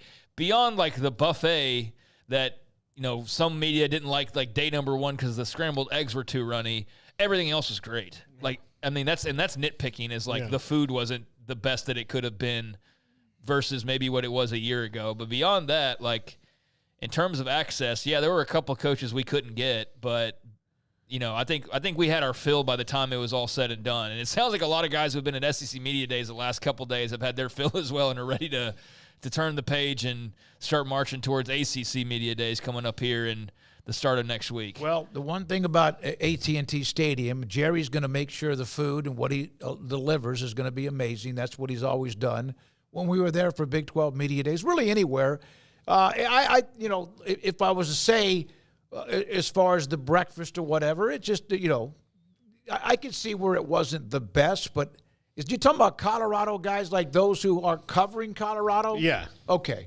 I didn't know that. I didn't know that anyone was complaining about it on the air. Yeah, no, it was just a random comment on a podcast. I was saying that everything was positive except for the one thing I heard on a podcast was that there were some Colorado guys that didn't like the breakfast. That's all that I was saying. And a lot of good fruit, but you know what they did? The point being there was not a lot to complain about. No, the sausage was cold. That the sausage me. Now, what are you doing? You're doing exactly what I just No, now that you brought it up, I wasn't going to say it on the air. That was the only thing I saw about breakfast is that the sausage was not quite, it seemed like it was not nuked enough. I ate it. I ate it when I first time had. Next time I went through, the next day I didn't do it. All right. Now, here's a story. Diane Ferrero is a listener and a viewer of our show. This is too long to read the whole thing, but it's a former Colorado quarterback who walked on the team and actually made the team. His name is Gavin Cudd. This is from Diane Ferrero, who, again, is a viewer of our show. And she kind of gets a little bit annoyed at some of the negativity or chirping when it comes to former Colorado players when they leave. It's a young man in his career. He played at 4 high schools and 4 junior colleges. He actually had a chance to walk on at Colorado, made it as a backup like QB3 or whatever. They then brought in 2 more quarterbacks during the offseason. He makes it through fall camp, And then, this is in January, so January roster, Coach Prime brings in 2 more backups, one from the SEC, one from the Big Ten. Gavin is now dropped to number 6 or 5 on the depth chart, leaves the team, got a free education, $60,000 in school, but then got camera time on RTP, which is a podcast, and wanted to complain about breaking his snowboard and wanting some company to reach out with him for an NIL offer. There's a lot of that when players get these opportunities. There was a local high school player here that went from one high school to the next, if you'll remember, who then was going to go to play football at Idaho. Never did. Ended up going to a couple of junior colleges. But you got to be careful about any of the stories. And this is about Colorado. Diane, thanks for sharing the story. That these players, they get this microphone or they get their TikTok or whatever, and their stories may be that they just aren't very good. Well, yeah, and I think there are guys also that love to be recruited. And the thing they don't realize is that, and look, because of the transfer portal now, you can do it every year and get recruited and recruited and recruited again and again and again. But, you know, it's great when you're 17 and you get to go to UT and Oklahoma and Alabama and Tennessee and go to all these places and they wine and dine you and they introduce you around and you stay in this great hotel and you have tomahawk ribeyes and lobster and, you know, you go to the Brazilian steakhouse and just blow it out. But then when you get there in June, you got to start working. And I think there's a lot of kids who are like, oh, well, where's the tomahawk ribeye? Yeah. Well, you'll get one at the end of the year, but right now we got to work. And they don't like to do that, and then they're ultimately not very good. And some people have hit their athletic peak, and it's kind of over, and they just kind of float around. Yeah, I mean, I think the point of her email is that every player leaving story is not like Deion's fault. So, yeah, I agree with that. I didn't ever take it that way to begin with, that every single player was him pushing them out or not treating them properly. I think Deion's actually pretty kind to his players from everything that we've gathered. So, yeah, there's that to be taken into consideration. I don't know what spurred that, but, yeah, I don't think we've talked too much or at length really about that per se. You know, I don't think we've really bashed Colorado regularly, if at all, for their Diane, roster management. she likes our show. Yeah, no, I'm trying to think of what we had said anything along those lines, though. Like I'm thinking about it while I'm talking. I'm like, I don't think we've ever really gone into that. But yeah, I know I've heard that elsewhere, and look, there's definitely an anti-Deion sentiment. There are people that just do not like Deion, and they're not going to like anything that he does. And then there's people that go the other way, overboard, and he can do no wrong. And you know, it's boring, but I'm in the middle. I think he's great for a lot of reasons. I think there's a couple areas where I think he could be better, or maybe just do things a tad differently, and could make everything else better. But the roster turnover has certainly been the biggest lightning rod, I think, of his less than 2-year tenure now at this point. And so, yeah, I think that's fair to kind of sort through all the negative noise and acknowledge that it's not all the coach's fault, no matter if you're talking about Colorado or you're talking about Texas Tech, or if you're talking about NC State, that players they're grown men in some cases. Like, you know, you get to a certain point, like 21, 22, especially if you didn't grow up in a regular household, like you may be far more, you know, wiser years beyond your actual age because of, you know, your situation. And so you're playing college football. There's differing levels of maturity, but I think you're at that early 20 stage where you're an adult. And so it's incumbent upon you to behave that way as well. And, yeah, there's some guys that are just chasing NIL dollars and not so much worried about the big picture beyond that, and that happens too, for sure. Well, I appreciate it. Diane, she reached out to us. I think it was during Big 12 Media Days. She said, hey, because we were talking about Coach Prime. Deion's not going to be available. Maybe one of these opportunities arises. But I get that. And I had talked to Curtis Snyder, who's their head of media, and she said, the way to get to Coach Prime or get Deion on your show is to go through Joel Klatt because, of course, his connection. We reached out to Ann Pennington at Fox Sports, and she had told me that Joel's schedule's pretty locked in. I've tried to get Brock Heward on many times and haven't been able to do that. They're trying to get us Brock Heward. But, yeah, Joel Klatt's schedule's just so crowded. And he's very much locked in a lot of different ways. But we've had him on, but it's been a while. It's been a really long time. First year, I think, maybe. He's been very busy for like 4 years straight. Yeah. I don't know. And but he's become one of the bigger voices in college athletics and college football, too. Yeah, he's been very successful. So, I would imagine that's one way to get into that ear of Deion's potentially. But got to get into Joel's first. That's proven hard enough to do. So hard to get to Deion's, but we would love to talk to either one of them. We'd love to talk to Deion, of course. And look, I want Colorado to do well. I'm not rooting for their downfall. As somebody I'm not Big 12 pro. Like I'm not blind, guy. Yeah. Like the team I root for doesn't even play in the league anymore. But I do have a respect for it, and having grown up around it, like I want to see it do well. I think that's very clear on here. I don't agree with every idea that's thrown at the wall. Like I don't love adding, there's some people, if they could, they'd add 14 teams to the league the way it currently, like let's Wazoo, like Syracuse, like let's, and I don't want to see that. I do want to see them prosper though and flourish, and I think there are ways they can do that, and I think a big way they could do that, rather than it always being about what can we add? What can we add? What can we add? How many teams? How many teams? Who can we grab? And I know there's like little minor victories that's really why that's so exciting. But you need the people that are already in-house to thrive. Right. You need Colorado with Deion to become a real deal thing and not just like a fun topic for views. You need them to actually pan out and be a good program. And guess what? If they did turn into that and they were like really competitive and he's leading the show, what's bringing in TV ratings? That right there.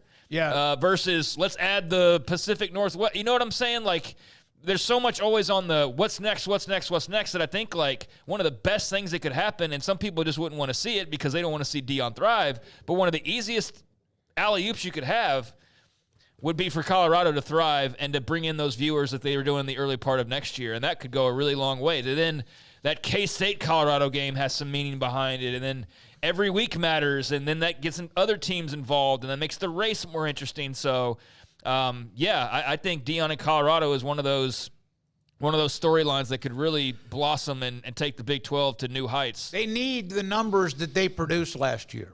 They need that the energy. That would be helpful if he could bring that energy into the Big 12 in the month of not just September but throughout the year, and they've get some of those 5, 6, 8 million viewers and to it wouldn't watch be a game. Something that all the national podcasts would be able to deny. It's one thing if like Oklahoma State's pretty good. Well, you can talk about that, but you don't really spend much time on it. But if Deion and Colorado are good, we saw that last year, the type of effect that would have. And then, that in turn rubs, on the Big 12 and whatever race they would be a part of as far as the conference title and things like that. So basically, you want to know how the Big 12 can gain some ground and can be competitive and make more money and have more TV love. Have teams that are already in your league go and thrive, and Colorado's the best candidate to do that. Yeah. Yep, I agree, absolutely. I think because of the Texas and Oklahoma influence that there was a lot of negative about, one, teams didn't like them because they were not every year, but Oklahoma was good, but no one wanted Texas to win. No. And a lot of teams beat Texas, but what you want is Kansas State to win and Texas Tech to win, and they need that. They need KU. Listen, Alabama and Auburn hate each other, but they also know what's best for the conferences, that both of them are pretty good. Although they probably don't want to see them win either. No, I don't think they're celebrating each other's victories, but, if Georgia wins, then okay, that's fine. But, that was the problem with, I think, Texas was, for league members, they were so unlikable that you didn't – like, it would have been best for business to have them win another national title or two, but the rest of the league's like, we don't care if it's best for business. We'd rather be hurt and watch them lose than them bolster our resume, basically. I think that's kind of how that relationship was. Whereas if Oklahoma won, like they had multiple opportunities to do, then I think that would have been celebrated a bit more because they have their detractors, of course, Oklahoma State, for example, but I think that's easier to swallow than if it was Texas, who you get the feeling that there's just not a lot of positive feelings reciprocated or respect for that matter. So, that's a big difference between the Big 12 and the SEC, where those things are kind of more celebrated. All right, when we come back, Paul Catalina will have his top 5, but I just noticed on TexasBeefHouse.com that they have 15 minutes or so left in the live auction that's going on right now, live online at TexasBeefHouse.com, or you can go to bidonbeef.com For example, Wagyu Tomahawk ribeyes are available right now. They have different lot numbers that you can pick what you want. Angus or Wagyu.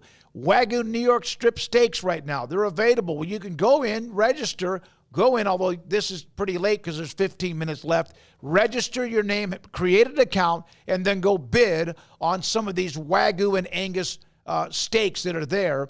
And some of the bids are in the $20 range. Why not? My goodness, this is absolutely phenomenal steak, farm raised just outside of Tyler at TexasBeefHouse.com. Go online, bid on beef. Pick the one that has Texas Beef House. That clock is ticking, so down to about now 13 or 14 minutes for you to bid. Tomahawk ribeyes, New York strips, flat iron, ground beef, Angus and Wagyu. And as even Samantha has said to us when I've done some interviews with her, the horse race finish at the end where you think you have a bid that's there and then you can see it change. It's kind of like watching a horse race, and so that's there as well. More Bid on Beef. Bid on Beef is the link. Go to TexasBeefHouse.com. Thanks to the Duvall family, but you have to react right now to today's auction that ends at 6 o'clock. It's time for Paul Catalina's Top 5, brought to you by Texas Beef House. Where's the best beef in Texas? Your house when you order from Texas Beef House. Unleash the flavor of Texas-raised Wagyu. From our pasture to your plate, TexasBeefHouse.com. I'm alive!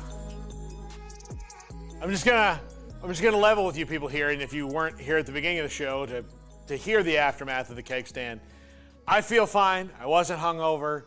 The foam left my system, and I felt pretty good for most of the show yesterday. And then went home and had a nice, grilled some nice burgers and had a nice night. But I certainly didn't feel great during the show yesterday, and it was pretty evident. So yesterday at the beginning of the Top 5, I said, I hope I'm alive, and I am. So I'm back here with you with the Texas Beef House, Paul Catalina's Top 5. Please use promo code SICK'EM10 every time you go to TexasBeefHouse.com. Get 10% off of your order. Top 5 things the ACC wants you to notice or talk about. Number 5, hey, Miami might be better. This is going to be a big talking point because one of the things that Florida State and Clemson rightfully can say is they've won most of the conference titles. They brought in Miami to be a gem of their football brand, and Miami has not lived up to that since Miami's joined the ACC.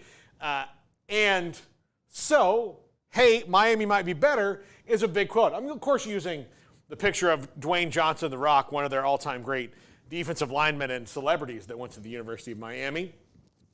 But let's pump the brakes on Miami until they prove it. I think they're going to be very, very good. I think they're going to be in contention for the conference all year long. But can they get over that hump? Is Mario Cristobal the dude to get them there, or is he the guy who's rebuilding the house before somebody else moves into it?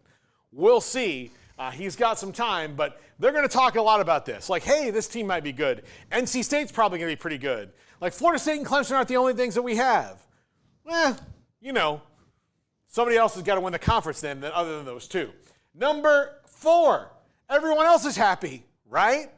Right? This one is the biggest myth because we know North Carolina is already making waves. We have no idea, like NC State and North Carolina are tied together pretty well. Plus, there were 7 schools that were all together unhappy about the ACC and their financial future a year ago. So Florida State and Clemson are just the ones out in front of the breach there. And the other schools have to be sitting wondering, like, hey, what's going to happen here? What's our future? But I think it would be foolish to think that the other schools in the conference, especially the ones that joined before Stanford, Cal, and SMU, are all deliriously happy with what's going on. Florida State's just the one with the biggest attitude about it, and Clemson is following suit because if they're going to do it, why shouldn't they do it? Kind of a thing. But this is the one thing that you'll probably hear a lot of, like Jim Phillips will say, like, we've got great unity in this conference. Everybody else is on board. Yes, we've got the lawsuits. That's a separate thing. You'll hear this a lot. I'm not totally sure that it's true. Number 3, basketball, man. Basketball. We've got basketball coming up in late October, early November. Remember we're getting basketball? Basketball. basketball. And I love basketball. Garrett loves basketball. Emery loves basketball. Jack loves basketball. Television likes basketball. Television likes college basketball. Television will hang out with college basketball. They don't love college basketball. They love March. They love March. For some reason, they don't love February. They don't love January. They don't love November in college basketball. They love football. Football, football, football. So picked my man DJ Burns from NC State here just because I love the round mound and rebound number 2 here. And, you know, like they're going to try to focus on that, and they should certainly highlight how good they were. Like Clemson came out of nowhere to be a fantastic team this year. So, but again, Clemson's probably leaving. So, you know, they're going to try to focus on that. But again, they've got to get their football better. Absolutely. Number 2, Jim Phillips is in total control. Like, we're happy. We're confident in Jim Phillips. He's doing a great job. I've seen this before.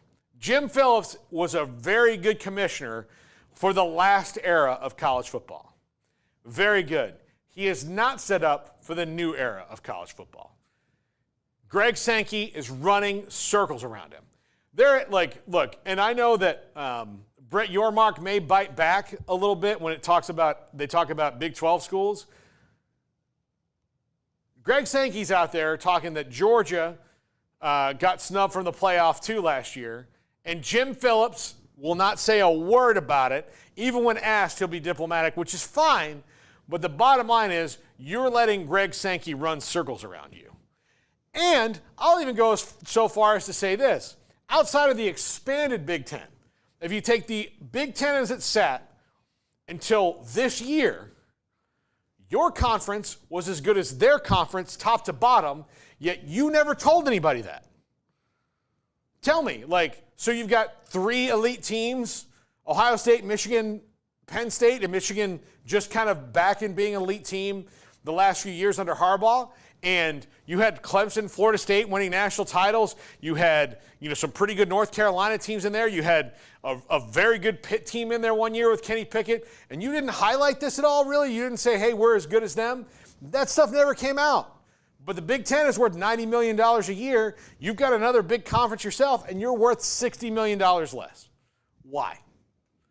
Because you all sat on your hands and signed a bad TV deal. Anyway, and this might be the rantings of one man, but I feel like these things are evident and need to be said. And I will say this. I would rather Florida State and Clemson not leave the ACC. I would rather them stay there, win titles, get in the playoff, and make the ACC better. I think that is better than what is going on right now. But I can see things from both sides where, yes, Florida State and Clemson are being jackasses about this, but the ACC also hasn't done anything to make them stop doing it. Like, it's a chasm. Number 1, all is well. Everything's fine. This is just about Florida State and Clemson. Everything else is fine. Everything else is fine. There's not going to be a run in our conference. Man, if I was Jim Phillips and listened to Brett Yormark last week and then listening to everybody report things, some of them outside their mind and crazy about the Big 12 and what they'll do if the ACC is in any way unstable, I would be like, whoa, whoa, whoa. We have to really, really stop down and figure something out here because they're in trouble. If Florida State and Clemson get out, and if ESPN in February of next year doesn't exercise the deal to extend the contract because they feel they can make a better one, the ACC is in trouble. Now, are there any definite markers that would indicate that right now? No. There's just speculation. It's all just speculation. But it was all just speculation of the Pac-12 until it happened. And they need to be out in front of it or they'll suffer the exact same fate. And they don't need to look any further than their 2 of their newest members, Stanford and Cal, to see how you can get in your own way. This has been the Top 5. We're wrapping it up right now. All right, Paul, thank you very much. I just went on bidonbeef.com, by the way, to bid on a couple of Wagyu Tomahawk ribeyes, and there's like 3 minutes left that I might actually have won something, although I'm going to pay for it, but again, through our great friends at TexasBeefHouse.com. All right, Paul and Garrett fly, I guess, solo and bumper seat tomorrow. Craig and I are going to a Rangers game tomorrow night, spend the weekend in Dallas and enjoy. And so we do appreciate all of our sponsors every single day that bring us what we have. Paul, what is Corkcicle?